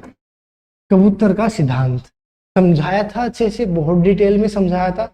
अगर एक बार यहाँ पे समझाता हूँ, ना समझाए तो उस वीडियो को देखना, उसमें 7-8 एग्जाम्पल देके क्वेश्चन सोल्व करवा रखे हैं, उससे आपको समझ में आ जाएगा। और कुछ देर बाद मैं यहाँ पे आई फैक्टर में लगा दूंगा तो उसमें से भी आप क्लिक करके देख पाओगे। पिजन होल प्रिंसिपल का यूज करके इसका आंसर बहुत आसानी से दिया जा सकता है। क्या होता है पिजन होल प्रिंसिपल, यहाँ पे भी बताता हूँ। ज्यादा डिटेल में पढ़ना है तो प्लेलिस्ट में डाला हुआ है, वहां देख ले। ठीक है, पहले क्वेश्चन को समझ लो कि हाउ मेनी कार्ड्स, कितने कार्ड्स मस्ट बी पिक्ड, निकालने चाहिए 52 कार्डों में से कि 2 कार्ड तो सेम सूट के, मतलब सेम निकले ही निकले, सेम सूट के, मतलब 2 कार्ड तो चाहे स्पेड के निकले या क्लब के निकले या हार्ट के निकले या डायमंड के निकले, सेम सूट के निकलने चाहिए। ठीक है, तो देखो अब सूट कितने होते हैं? सेम सूट का इसने बोला है, सूट होते हैं हमारे पास 4। हमारे पास सूट होते हैं 4। डायमंड होता है, क्लब होता है, हार्ट होता है और स्पेड होता है, 4 तरह होता है। ठीक है, अब इसने कहा मैंने निकालना स्टार्ट किया। मैंने पहला कार्ड निकाला, वो आ गया मान लीजिए डायमंड का। दूसरा निकाला, वो मान लीजिए आ गया हार्ट का। तीसरा निकाला, वो मान लीजिए आ गया स्पेड का। चौथा निकाला, वो आ गया क्लब का। तो 4 कार्ड तो मैंने निकाल लिए। ठीक है, अब जब मैं 5वां कार्ड निकालूंगा तो इन्हीं में से वो हो सकता है वो डायमंड का हो सकता है वो भाई आपका हार्ट का हो या स्पेड का हो या क्लब का हो, इन्हीं में से किसी का होगा। ठीक है, तो ये आपका आंसर है कि टोटल कार्ड कितने हो गए? 4 आ गए थे, 1 और आ गया। टोटल 5 कार्ड जब आप निकालोगे, कम से कम 5 कार्ड, इसने बोला ना एटलीस्ट सॉरी, कि टोटल जब आप 5 कार्ड निकालोगे तो ये श्योरिटी है कि जो 5वां कार्ड है ना, वो पहले मैंने 4 तरह के अलग अलग रख लिए तो उनमें से एक जैसा होगा ही होगा 5वां कार्ड। अगर 4 अलग अलग है फिर 5वां अलग सेम होगा ही होगा। तो 5 कार्ड आपका आंसर है। समझ आया तो ठीक है, नहीं समझ आया तो पिजन होल प्रिंसिपल करके मेरी प्लेलिस्ट में मैं डिस्क्रिप्शन में भी लिंक दे दूंगा, उसमें आप क्लिक करोगे और कंप्लीट समझाया हुआ है पिजन होल प्रिंसिपल के ऊपर। 5 से 7 क्वेश्चन करा रखे हैं, वहां देख ले। ठीक है, तो ये आंसर है। इनको होल्स माना गया है इसमें और कार्ड्स को पिजन्स माना गया है। तो पहले हम पिजन्स को एक एक करके बैठाते हैं, तो मैंने एक एक कार्ड बांट दिया और फिर जब रिपीट इसने यही तो कहा 2 कार्ड सेम करने थे तो 2 कार्ड सेम कर दिए, तो टोटल कार्ड्स कितने हुए? 5। हमेशा ट्रिक क्या है, जितने होल्स उससे एक फालतू पिजन, मतलब 4 सूट थे तो एक ज्यादा कार्ड, मतलब 5। यही आपका ट्रिक है। ठीक है, नेक्स्ट क्वेश्चन। अगला क्वेश्चन है, committee of 2 person is selected from 2 man, 2 आदमी हैं और 2 वुमेन, 2 औरत हैं। इनमें से एक कमेटी सिलेक्ट करी जाती है, कितने आदमियों की? 2 आदमियों की कमेटी बनाई जाती है। प्रोबेबिलिटी बतानी है committee will have no man, कि भाई कमेटी के अंदर कोई भी आदमी ना हो, इसका मतलब कमेटी में कौन होगा? दोनों की दोनों, 2 आदमी होंगे और दोनों की दोनों औरतें होंगी। अब आपको सिलेक्शन का पता है, जो हम परम्यूटेशन कॉम्बिनेशन में पढ़ते हैं, मैंने आपको बाइनोमियल कोफिशिएंट में कराया था एनसीआर वाला, तो वो आप वीडियो देखी होगी तो आप समझ जाओगे कि भाई 2 बंदे सिलेक्ट करने हैं, तो मैं क्या लिखूंगा? 2C2। क्यों लिखा भाई? भाई 2 औरतों में से दोनों सिलेक्ट करनी है, क्योंकि आदमी तो चाहिए ही नहीं है। अब टोटल कितनों में से सिलेक्ट करने थे? 4C2। टोटल आदमी थे हमारे पास 2 और 2 4, 4 में से 2 सिलेक्ट करने थे और दोनों की दोनों औरतें होनी चाहिए थी। यही आपका आंसर है। 2C2 का मतलब है कितना? 1। 4C2 का मतलब है 6। 1/6 is your right answer. D आपका उत्तर होगा। नीचे लिखते हैं कितने में से टोटल सिलेक्शन करने हैं, चूज करने हैं, और ऊपर जिस कंडीशन में फेवर में पूछा गया वो लिखते हैं। ठीक है, चलिए आगे चलते हैं। ये था आपका 32 क्वेश्चन। 33 के ऊपर, ए bag contains 10 red balls, 10 red ball हैं, 5 ब्लू बॉल्स हैं, 2 बॉल्स निकाली गई हैं, एक के बाद एक, वन आफ्टर द अदर, एक के बाद एक, विदाउट रिप्लेसमेंट, मतलब एक निकाल ली उसके बाद उसको दोबारा नहीं डाला, फिर एक निकाल के बाहर रख दी, फिर दूसरी निकाल ली। ठीक है, एक ही बैग है, उसी के अंदर ये मिक्स है, 10 रेड और 5 ब्लू बॉल्स। ठीक है, तो आपसे पूछा गया है what is the probability that the both drawn red balls are red, कि दो बॉल निकाली हैं, दोनों रेड हो, इसकी प्रोबेबिलिटी आप बता दीजिए। देखो पहली बॉल निकाली, ठीक है, तो पहली बॉल अगर रेड बॉल निकालनी है तो किस में से निकलेगी? 10 में से ही निकलेगी। ठीक है, 10 बटे, और टोटल बॉल्स कितनी है बैग में? 15, तो टोटल नीचे लिखते हैं 10 बटे 15। दूसरी जब मैं निकालूंगा तो रेड बॉल कितनी बच गई है? 9, उन्हीं 9 में से कोई ना कोई आएगी, और टोटल बॉल कितनी बच गई है? निकाल ली रेड बॉल, तब रेड बॉल कितनी बची? 9, और टोटल बॉल्स कितनी बची? 14। फिर 5 से काटा, 5 दूनी 10, 5 तिये 15, 3 से काटा 3 पर, ठीक है, 3 तिये 9, और 2 से काटा 7 पर, 2 सते 14, तो आंसर क्या आ गया? 3/7। तो हो सकता है पहले 3/7 किया था, 2/7 किया था, तो कैलकुलेट। ठीक है, तो 3/7 इज योर राइट आंसर। ठीक है, तो कई बार स्पीड के चक्कर में ऐसा हो जाता है, होप आप ना नहीं होगा। ठीक है, तो सिंपल सा क्वेश्चन है। नेक्स्ट क्वेश्चन चलते हैं 37 क्वेश्चन पे। ये bag contains 6 red balls, 6 red balls हैं, आगे से स्पीड में देखेंगे। 6 रेड बॉल्स हैं, 4 ग्रीन बॉल्स हैं, a ball is drawn at random, एक बॉल निकाली गई है from the bag, find the probability that either is a red, या तो रेड हो या ग्रीन हो। देखो अब आ गया है और वर्ड, और वर्ड्स मैंने आपको पहले बताया, और वर्ड जहां आ गया उसका मतलब है आपको ऐड करना है, जहां एंड वर्ड आया वहां पे आपको मल्टीप्लाई करना है। देखो जरा एक बार, 6 रेड बॉल्स में से ये कोई ना कोई टोटल बॉल्स पहले तो कर लो, नीचे तो टोटल आउटकम्स करते हैं, तो टोटल आउटकम्स कितने हैं? 6 और 4 10, टोटल बॉल है हमारे बैग के अंदर 10। ऊपर या तो आएगी रेड, रेड आने की कितनी प्रोबेबिलिटी है? 6, इन्हीं 6 में से कोई ना कोई आएगी। ठीक है, ग्रीन की प्रोबेबिलिटी कितनी है? इन्हीं 4 में से कोई ना कोई आएगी। 6 और 4 10 बटे 10 मतलब 1, 1 इज योर राइट आंसर। ठीक है, देखो वैसे ही इसको हम लिखते हैं 6C1, 4C1, 10C1, वो सी लिखते हैं, वो हटा रखा, आंसर आपका 6। ठीक है, चलिए आगे चलते हैं, 1 आ गया आंसर। नेक्स्ट क्वेश्चन है, a bag contains 8 red balls, 5 white balls, 8 red ball हैं, 5 व्हाइट बॉल्स हैं, 3 balls are drawn at random, 3 balls अब की बार निकाली गई हैं।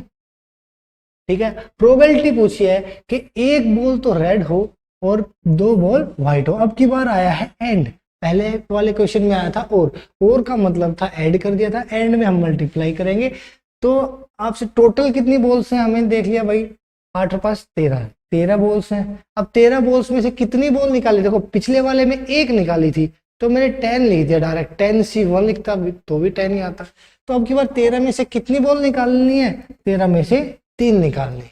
ठीक है, अच्छा, कौन कौन सी निकलनी चाहिए? एक बॉल निकलनी चाहिए रेड, मतलब 8 में से एक आएगी 8C1, और दूसरी क्या है 5 वाइट बॉल्स में से कितनी आनी चाहिए? 2 वाइट आनी चाहिए, मतलब 5C2। ये आपका हुआ 8, 8C1 8, 5C10 और 13C3 को आप लिखोगे 13 इंटू 12 इंटू 11 इंटू अपॉन में 3 फैक्टोरियल मतलब 6। ये एनसीआर कैसे आप सीख चुके हो पहले भी, तो मैं इसको डिवाइड करूंगा 4 दूनी 8, 4 तिये 12, 3 दूनी 6, तो 2 दूनी 4, 40/11 143, तो 40/143, 40/143 is your right answer. Hope आपको ये समझ में आ गया होगा। बस एंड था, हमने मल्टीप्लाई कर दिया, ठीक है। 8 में से निकालनी थी एक रेड बॉल तो 8C1 कर दिया, 5 व्हाइट बॉल्स में से 2 निकालनी थी तो 5C2 कर दिया, और टोटल हमारे पास 13 बॉल्स थी और टोटल बॉल्स निकालनी थी 3, तो 13C3 कर दिया। होप आप समझ में आपको आ गया होगा, ठीक है। तो चलिए नेक्स्ट क्वेश्चन की बात कर लेते हैं, ठीक है। नेक्स्ट क्वेश्चन है, from A group of 7 man and 4 women, 7 आदमी हैं 4 औरतें हैं, एक कमेटी बनानी है, टोटल कितने पर्सन्स की? 6 पर्सन्स की बनानी है। ऐसा आते ही हमने लिख लिया कि टोटल आदमी है 11 और 11 में से सिलेक्ट कितने करने हैं? टोटल 6। अब दूसरी लाइन की बात करते हैं, the probability that the committee consist of exactly 2 women, के सिर्फ 2 ही औरतें होनी चाहिए। देखो सिलेक्ट तो टोटल बंदे कितने करने हैं? 6, और 2 ही औरतें होनी चाहिए, मतलब औरतें तो भाई इन 4 में से कोई 2 औरतें आ जाएंगी, टोटल औरतें हैं 4, इन 4 में से कोई 2 आ जाएंगी, ये सिलेक्शन चूज कर लिया हमने, ठीक है। और जो 6 करने हैं टोटल, 2 औरतें हुई हैं तो 4 होंगे आदमी, 7 में से 4 होंगे 7C4, ये हमने मल्टीप्लाई कर, ठीक है। तो 7C4 कितना होता है? 35, 4C2 कितना होता है? 6। देखो ये डायरेक्ट, अगर आप म्यूटेशन कॉम्बिनेशन आप जब करोगे ना तो आप इतनी प्रैक्टिस करते हो कि कुछ ना डायरेक्ट से याद हो जाते हैं, जो डायरेक्ट याद नहीं होते वो इस तरह के होते हैं, बट कुछ से याद भी हो जाते हैं। ये होता है 462, तो ये आपका आ जाएगा 7 से 7 5 35, 7 6 42, और 7 6 42, 6 से 66, 11 पे 5/11, 5/11 योर राइट आंसर, ठीक है। तो इस तरह से आप आंसर निकाल सकते हो, ओके। नेक्स्ट क्वेश्चन की बात कर लेते हैं। हरियाणा टीजीटी में क्वेश्चन आया है, 9 बॉल्स हैं, 3 रेड हैं, 4 ब्लू हैं, 2 ग्रीन है, ठीक है। ये टोटल 9 बॉल्स हुई, 3 बॉल्स आर ड्रॉन, ठीक है। तो पहले मैंने लिख लिया टोटल कितनी बॉल्स हैं? 9, कितनी निकाली जानी है? 3, 9C3, सबसे पहला काम हो गया। अब दूसरा क्वेश्चन क्या कहता है कि the probability that the 3 balls have different colours, के 3 बॉल निकाली और तीनों अलग अलग कलर की हो, मतलब एक आनी चाहिए रेड में से, एक आनी चाहिए ब्लू में से, और एक आनी चाहिए ग्रीन में से। बस यही तो करना है आपको। 3C1 मतलब 3, 4C1 मतलब 4, 2C1 मतलब 2, और 9C1 का मतलब है 9, 8, 7, और 3 का मतलब है यहाँ पर 6। बस ये छोटे छोटे जब नंबर्स होते हैं ना तो एक आधी बार गड़बड़ हो जाती है, बहुत ध्यान से करना है आप चीज, ठीक है। तो देखो भाई 3 से 3 तिया 9, ठीक है, 4 दूनी 8, 8 कट गया, ठीक है। तो 3 से 2 पर गया, तो 2/7, 2/7 इज योर राइट आंसर। क्योंकि जब छोटे छोटे डिजिट्स आते हैं बड़ी बड़ी कैलकुलेशन माइंड कर लेता है, और छोटी छोटी में सिली मिस्टेक हो जाती है कई बार, ठीक है। तो आपका आंसर आ गया 2/7, बस इतना ही करना था और आपका आंसर आ गया, ठीक है। चलिए आगे चलते हैं आपके क्वेश्चन पर, ठीक है।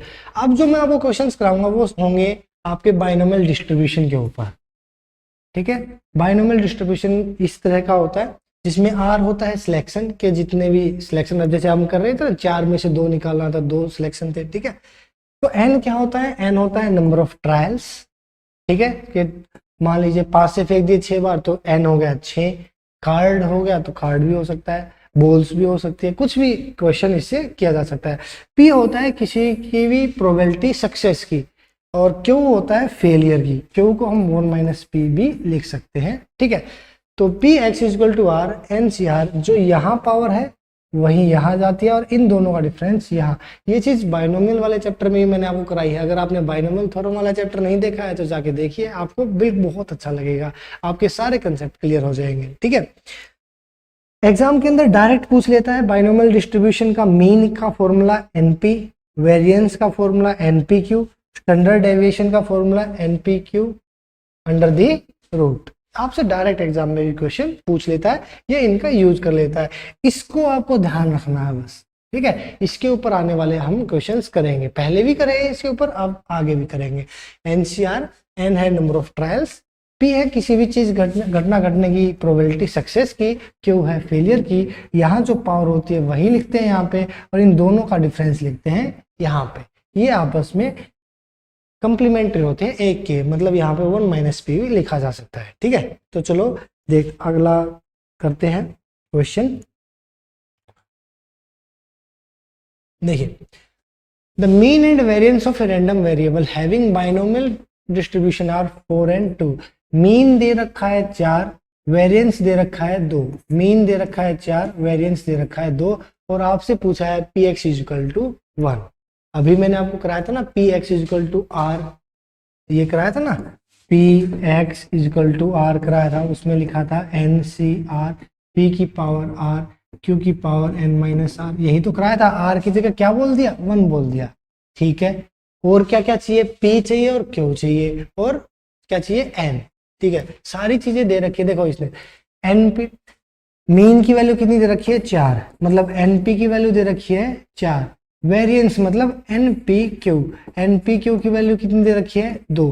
मैंने कर दिया इन दोनों को डिवाइड, एन पी से एन पी गया, ये हुआ 2/1, 1/क्यू की वैल्यू 2/1, मतलब क्यू की वैल्यू आ गई 1/2।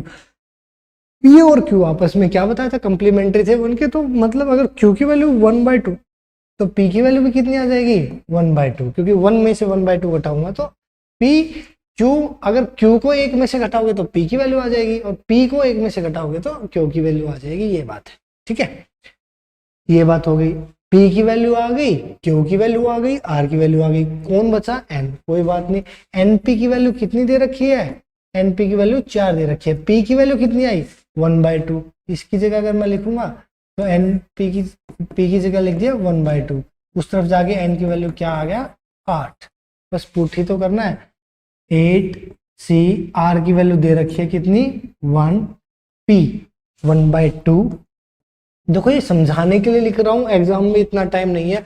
1/2 की पावर यहाँ जो लिखा है वो, और क्यू कितना है 1/2, और इन दोनों का डिफरेंस होता है यहाँ पे, मतलब 8C1 का मतलब है 8, और 2 की पावर 7 यहाँ पे, एक यहाँ पे 8, 2 की पावर 8, और ये हो गया 2, 8 को लिख सकता हूँ 2 की पावर 3, नीचे 2 की पावर 8, मतलब नीचे बच गया 2 की पावर 5, और 2 की पावर 5 को मैं लिख सकता हूँ कितना, 32, 1/32। 1/32 इज योर राइट आंसर। ठीक है, तो इस तरह से आप क्वेश्चंस को सोल्व कर सकते हो। देखो ये समझाने के लिए था, डायरेक्ट ये चीज ना तो सिर्फ दिमाग में करता कि N P by N Q की वैल्यू 1/2 आती है, पी की भी 1/2 आती है, लिखने की जरूरत थोड़ी ना एग्जाम के अंदर, सीधा करूंगा मैं इसको। ठीक है, चलिए आगे चलते हैं। 42 क्वेश्चन के बाद 14 क्वेश्चन कर लेते हैं। वही है, if the probability that a person is not a swimmer, swimmer ना होने की प्रोबेबिलिटी दे रखी है 0.3, तो स्विमर होने की प्रोबेबिलिटी कितनी आ जाएगी, 0.7, 1 में से घटा दिया। ठीक है, probability that out of 5 persons, N की वैल्यू कितनी दे दी, 5, टोटल बंदे कितने हैं, 5, उनमें से 4 आर स्विमर्स, सिलेक्शन कितने करने हैं, 4 के, मतलब 5C4, 5 में से 4 स्विमर हो, इसकी प्रोबेबिलिटी निकालनी है। पी की पावर 0.7 की पावर क्या करोगे, जो यहाँ होती है वो, और 0.3 की क्या करते हो, 5 में से 4 गया 1, तो ये आपका आंसर आ जाएगा डी, 5C4, 0.7 की पावर 4, 0.3। तो पेन नहीं चलाना था, डायरेक्ट ऑप्शन देख लेते और आंसर आपका आ जाता। बस आपको समझाने के लिए ये चीजें मैं बता रहा हूँ आपको। ये है आपकी 40 के बाद क्वेश्चन कर लेते हैं। नेक्स्ट देखिए, ए बॉक्स कंटेन्स 100 बल्ब्स, 100 बल्ब है।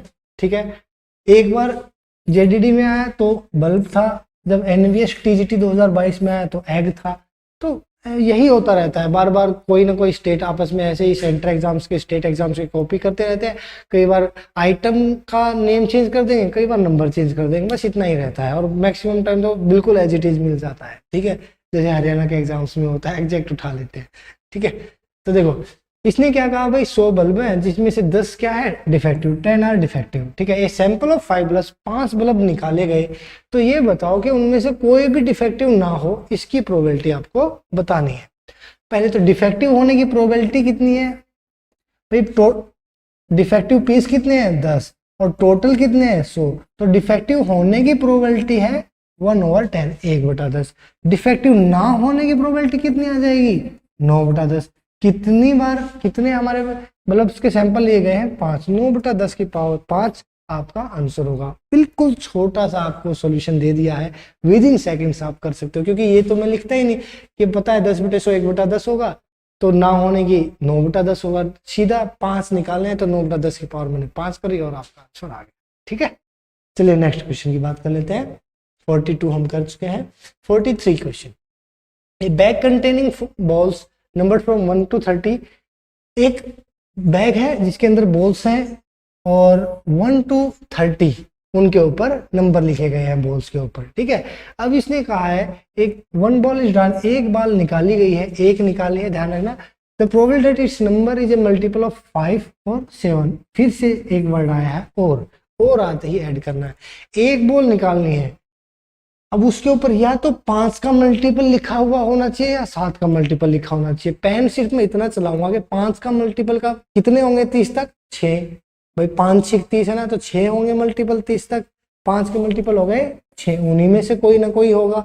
और 7 के कितने मल्टीपल है 30 तक 4, 7 चौक 28, क्योंकि 35 तो फिर 30 से ज्यादा चला गया, तो 4 कितने किसके रह गए 7, तो ये इनमें से ही निकलेगा। और टोटल बॉल्स कितनी है 30, 10/30, 1/3 आपका उत्तर होगा, ठीक है। अब C1 की उसमें ये रखते भाई, ये मल्टीपल 6C1 लिखते, 4C1 लिखते, 30C1 लिखते, वो बात तो वही है, ठीक है। कि इन 6 चीजें आई हमारे पास, 5 10 15 20 25 30, ऐसे 6 थे और यहाँ पे 4 थे, 6 और 4 10/30, आंसर आ गया 1/30, ये आपका आंसर था।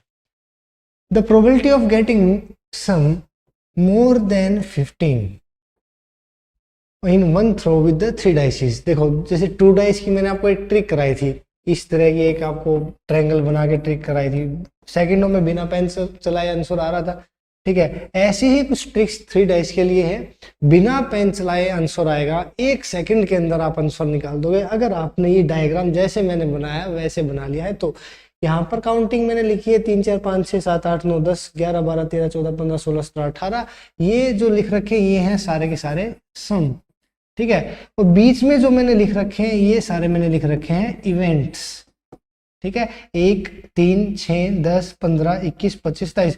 याद करने की ट्रिक है, 1 में पहले 2 जोड़ा 3, फिर 3 में 3 जोड़े 6, 6 में 4 जोड़ा 10, 10 में 5 जोड़ा 15, 15 में 6 जोड़ा 21। इस तरह से आप इनको याद रख सकते हो, ठीक है।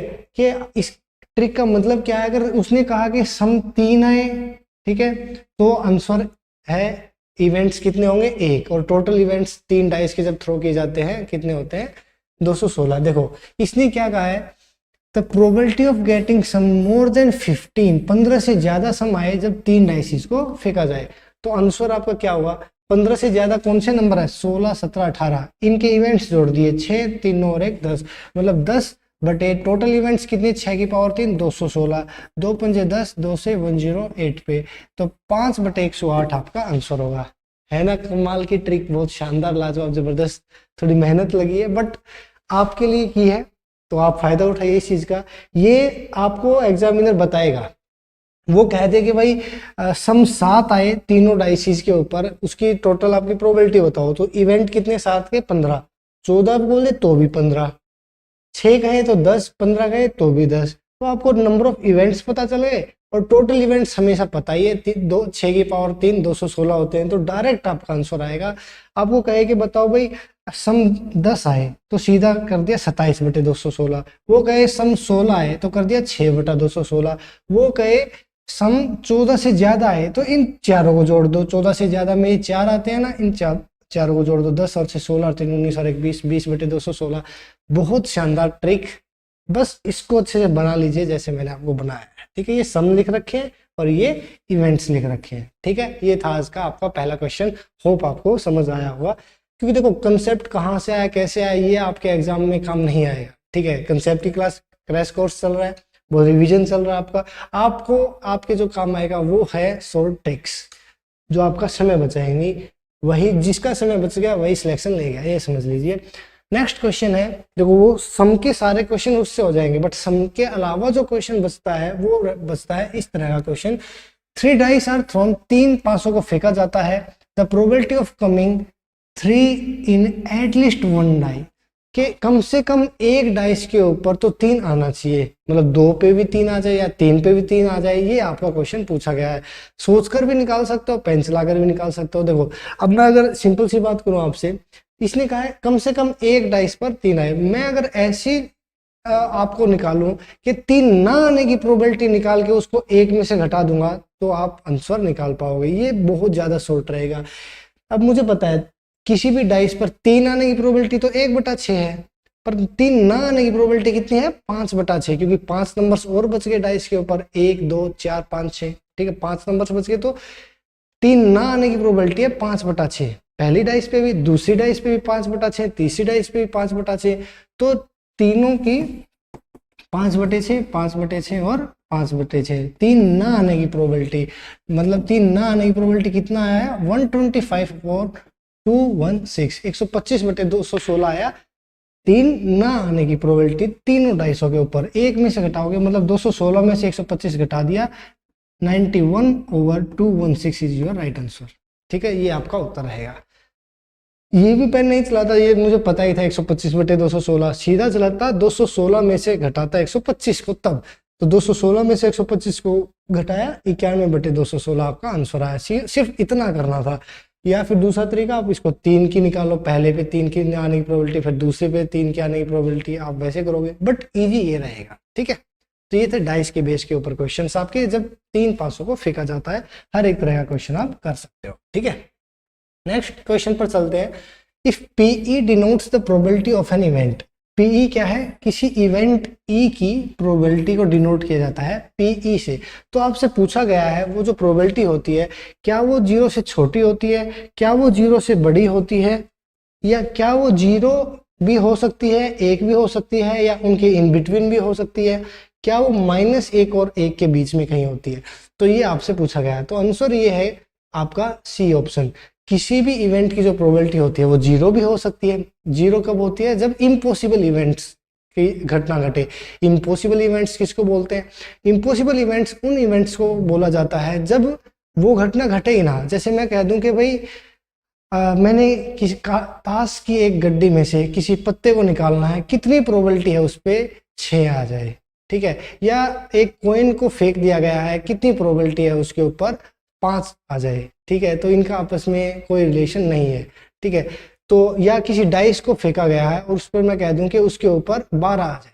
ठीक है, तो डाइस में तो 12 आ ही नहीं सकता एक डाइस के ऊपर, तो इम्पॉसिबल इवेंट्स उनको कहते हैं। ठीक है, तो उसकी प्रोबेबिलिटी होती है 0 और टोटल प्रोबेबिलिटी होती है 1। इन्हीं के बीच में की हर एक इवेंट की प्रोबेबिलिटी होती है। ठीक है, तो ये आपका आंसर है।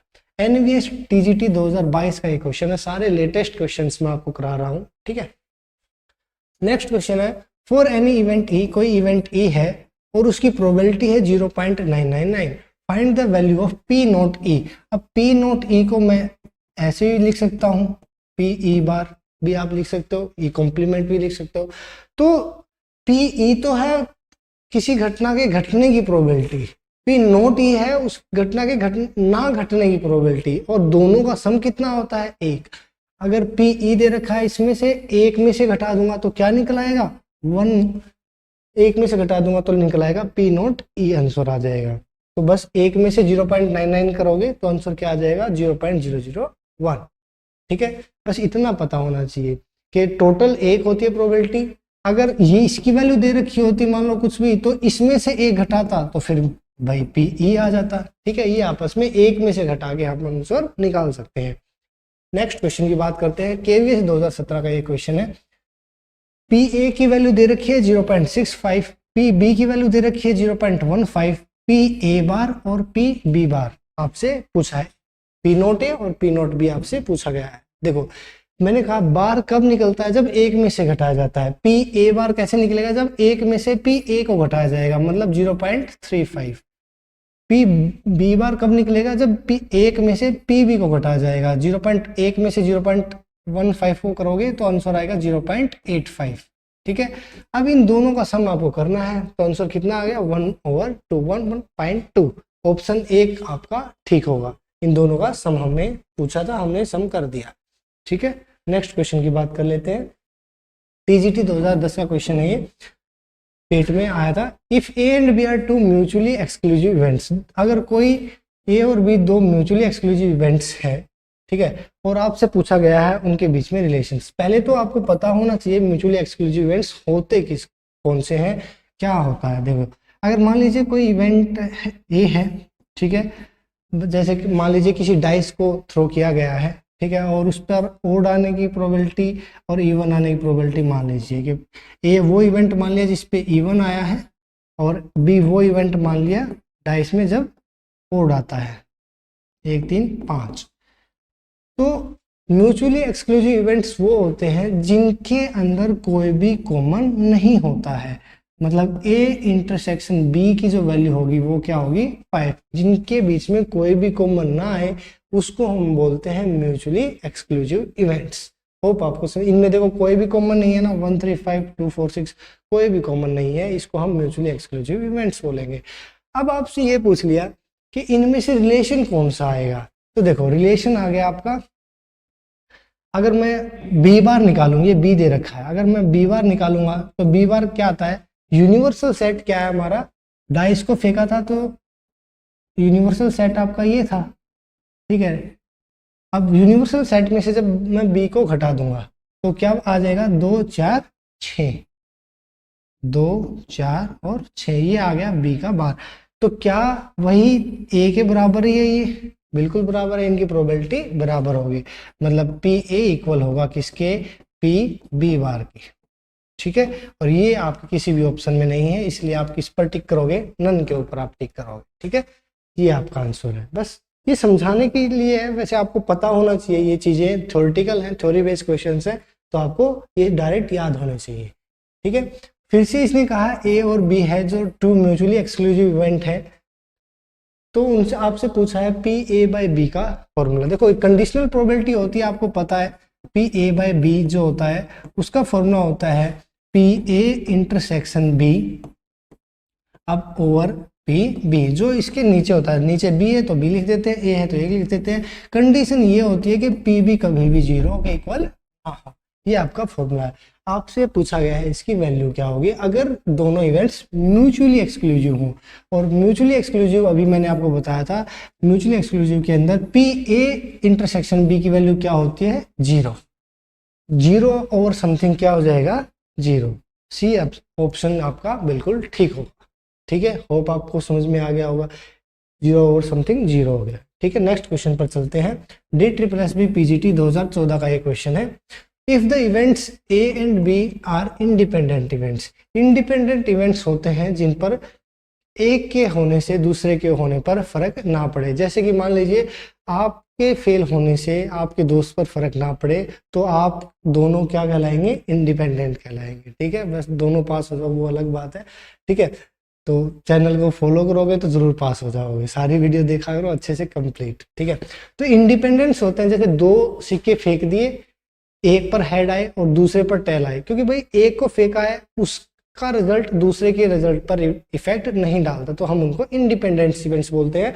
और इसमें हम क्या कहते हैं, पी ए इंटरसेक्शन बी किसके बराबर होता है, P A into P B के इक्वल होता है। आपको डायरेक्ट एग्जैक्टली ये याद होना चाहिए। ठीक है, इसका यूज करते हैं हम बहुत सारे रिजल्ट्स के अंदर। नेक्स्ट की बात कर लेते हैं, बिहार पीजीटी 2023, अभी आपका एक क्वेश्चन आया था अगस्त में, आपका जो क्वेश्चन पेपर था उसमें ये क्वेश्चन था।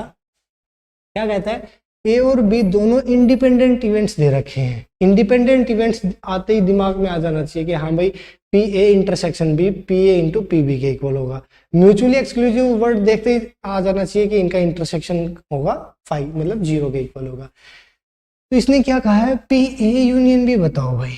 भाई पी ए यूनियन बी का फॉर्मूला बिल्कुल सिंपल, देखो हम बचपन से पढ़ते आए हैं, इसमें तो कोई दौरा नहीं है, आप सबको पता होगा कि P A plus P B और minus P A intersection B, ये सबको पता है। ठीक है, अब एग्जाम में कभी भी फॉर्मूला नहीं लिखना है, सीधा आपको वैल्यू पुट करनी है। जब मुझे पता है ए यूनियन बी पूछा है, ठीक है भाई पी ए कितना है 0.3, पी बी कितना है 0.4, तो मैं जोड़ूंगा 0.7, घटाऊंगा क्या, इनका इंटरसेक्शन। दे तो नहीं रखा पर हमें पता है इंडिपेंडेंट इवेंट है तो इंटरसेक्शन क्या होगा, इन दोनों की मल्टीप्लीकेशन, पिछले सवाल में सीखी थी। तो 0.3 और 0.4 की मल्टीप्लीकेशन क्या आ गई 0.12। तो आप 0.70 में से 0.12 घटाओगे, आंसर आपका आ जाएगा 0.58 इज राइट आंसर। ठीक है, इस तरह से आप आंसर निकाल सकते हो। फॉर्मूला लिखने की जरूरत नहीं है, डायरेक्ट पता होना चाहिए, ए को जोड़ूंगा बी को जोड़ूंगा और इनकी मल्टीप्लाई को घटा दूंगा तो आंसर निकल आएगा। फॉर्मूला कभी भी एग्जाम में मत लिखिए, आपका टाइम बहुत वेस्ट हो जाएगा। ठीक है, अब कहते हैं पी ए यूनियन बी और पी ए इंटरसेक्शन बी दोनों इक्वल हैं, तो इनमें से कौन सा आपका ऑप्शन ठीक होगा। ये आपका एग्जाम आया है हरियाणा टीजीटी 2019 में और DSSS पीजीटी 2014 के अंदर। तो देखो ये दोनों सिर्फ तभी हो सकते हैं, मान लीजिए कोई इवेंट ए है उसमें दे रखा है 1 2 3 और कोई इवेंट बी है उसमें भी दे रखा है 1 2 3। तो देखो अगर इनका मैं यूनियन निकालूंगा तो भी 1 2 3 आएगा और इंटरसेक्शन निकालूंगा तो भी 1 2 3 आएगा। सिर्फ तभी ये दोनों यूनियन और इंटरसेक्शन इक्वल हो सकते हैं जब ये दोनों आपस में बराबर हो, मतलब P A equal to P B होगा तभी ये आपका आंसर आएगा। ठीक है, होप आपको समझ में आ गया होगा। नेक्स्ट क्वेश्चन के ऊपर चलते हैं। यूपी टीजीटी 2021 का क्वेश्चन है ये। देखिए, if the probability of for A to fail in an examination is 0.20, A बंदा फेल हो जाता है इसकी प्रोबेबिलिटी है 0.2, बी बंदा फेल हो जाता है इसकी प्रोबेबिलिटी है 0.3। आपसे पूछा है प्रोबेबिलिटी आइदर ए और बी, और आते ही आपको पता है यूनियन का वर्ड होता है और एंड होता है इंटरसेक्शन वाला। ठीक है, तो आपसे पूछा है क्या ए यूनियन बी, आपसे पूछा है कि तो आप भाई फॉर्म ए जो को जोड़ोगे बी को जोड़ोगे, अब इंटरसेक्शन कहाँ से आए। देखो अब की बार उसने लिखा नहीं है कि ये इंडिपेंडेंट इवेंट्स हैं, पर हमें तो पता है कि एक बंदे के फेल होने से दूसरे बंदे के ऊपर कोई भी इफेक्ट नहीं पड़ता, इसलिए ये इवेंट्स क्या कहलाएंगे, इंडिपेंडेंट इवेंट्स कहलाएंगे। तो जब भी इंडिपेंडेंट इवेंट्स होते हैं तो उनका जो इंटरसेक्शन होता है वो बराबर होता है उन दोनों इवेंट्स के मल्टीप्लीकेशन के इक्वल, मतलब P A intersection B equal होता है P A into P B के इक्वल। तो इनकी मल्टीप्लाई में करूंगा 0.2 इंटू 0.3 तो 0.06। ठीक है, तो मैंने इनको जोड़ दिया 0.2 और 0.3 को जोड़ा, जब इसका फॉर्मूला लगाऊंगा तो P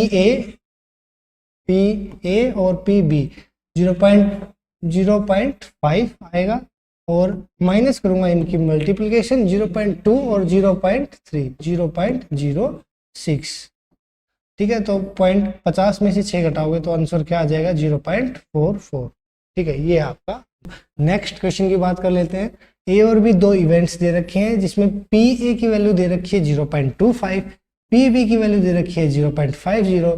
probability of both happening together, both happening together का मतलब है ए इंटरसेक्शन बी की वैल्यू दे रखी है 0.14 और प्रोबेबिलिटी आपसे पूछी है ए और बी दोनों की ना होने की प्रोबेबिलिटी, ए बार यूनियन बी बार, आपसे ये दोनों पूछा गया है। तो इसको तो आप लिख सकते हो क्या 1 minus P A union B आप लिख सकते हो। ठीक है, तो ए यूनियन बी चाहिए, ए यूनियन बी कैसे निकलेगा भाई, ए को जोड़ूंगा बी को जोड़ूंगा 0.50 मतलब 0.75 और उसमें से इंटरसेक्शन घटा दूंगा 0.14, तो 75 में से 14 गया 0.61, तो एक में से 0.61 गया, आंसर आया 0.39। ये आपका उत्तर होगा। बहुत कम पेन, देखो अगर आपको इन चीजों का पता है तो आप बिना पेन चलाए भी आंसर निकाल सकते हो। ठीक है, तो ये क्वेश्चन JDT 75 PGT में और अभी लेटेस्ट भी आया था, देख सकते हो आप जाके, KVS PGT 2023 में भी ये क्वेश्चन रिपीट हुआ है। ऐसे ही क्वेश्चन रिपीट होते रहते हैं, थोड़ा बहुत चेंज आता है या रिपीट हो जाते हैं, नया क्वेश्चन कोई बनाता ही नहीं है। ठीक है, चलिए नेक्स्ट क्वेश्चन की बात कर लेते हैं। NVS TGT 2022 का ये क्वेश्चन है।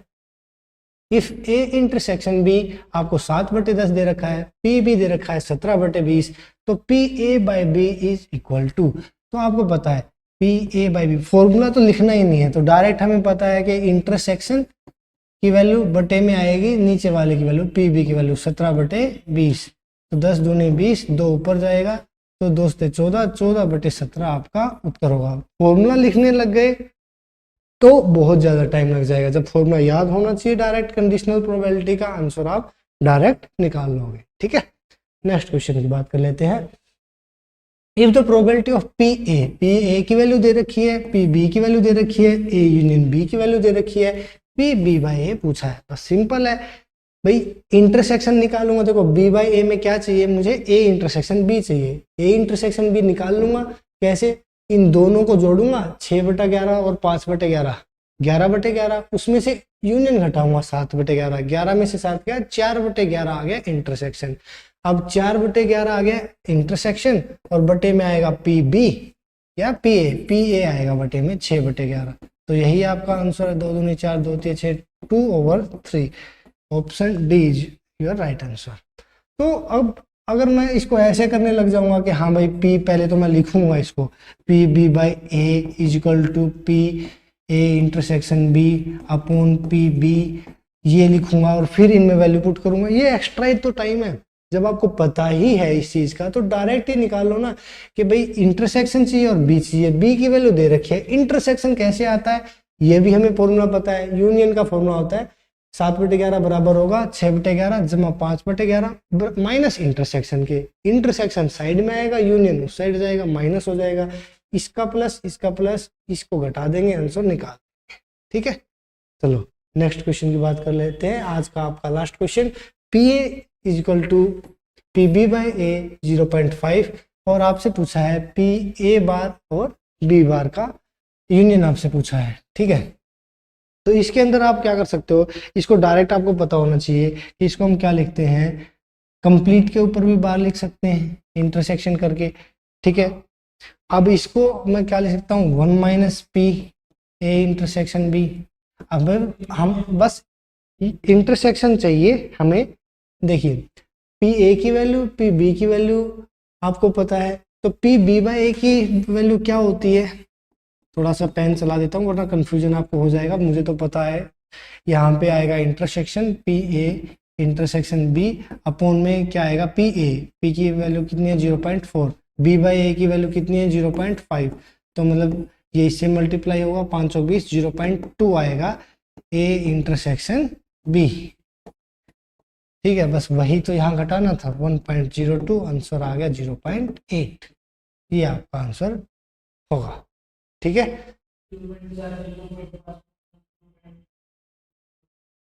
ठीक है, नेक्स्ट क्लास।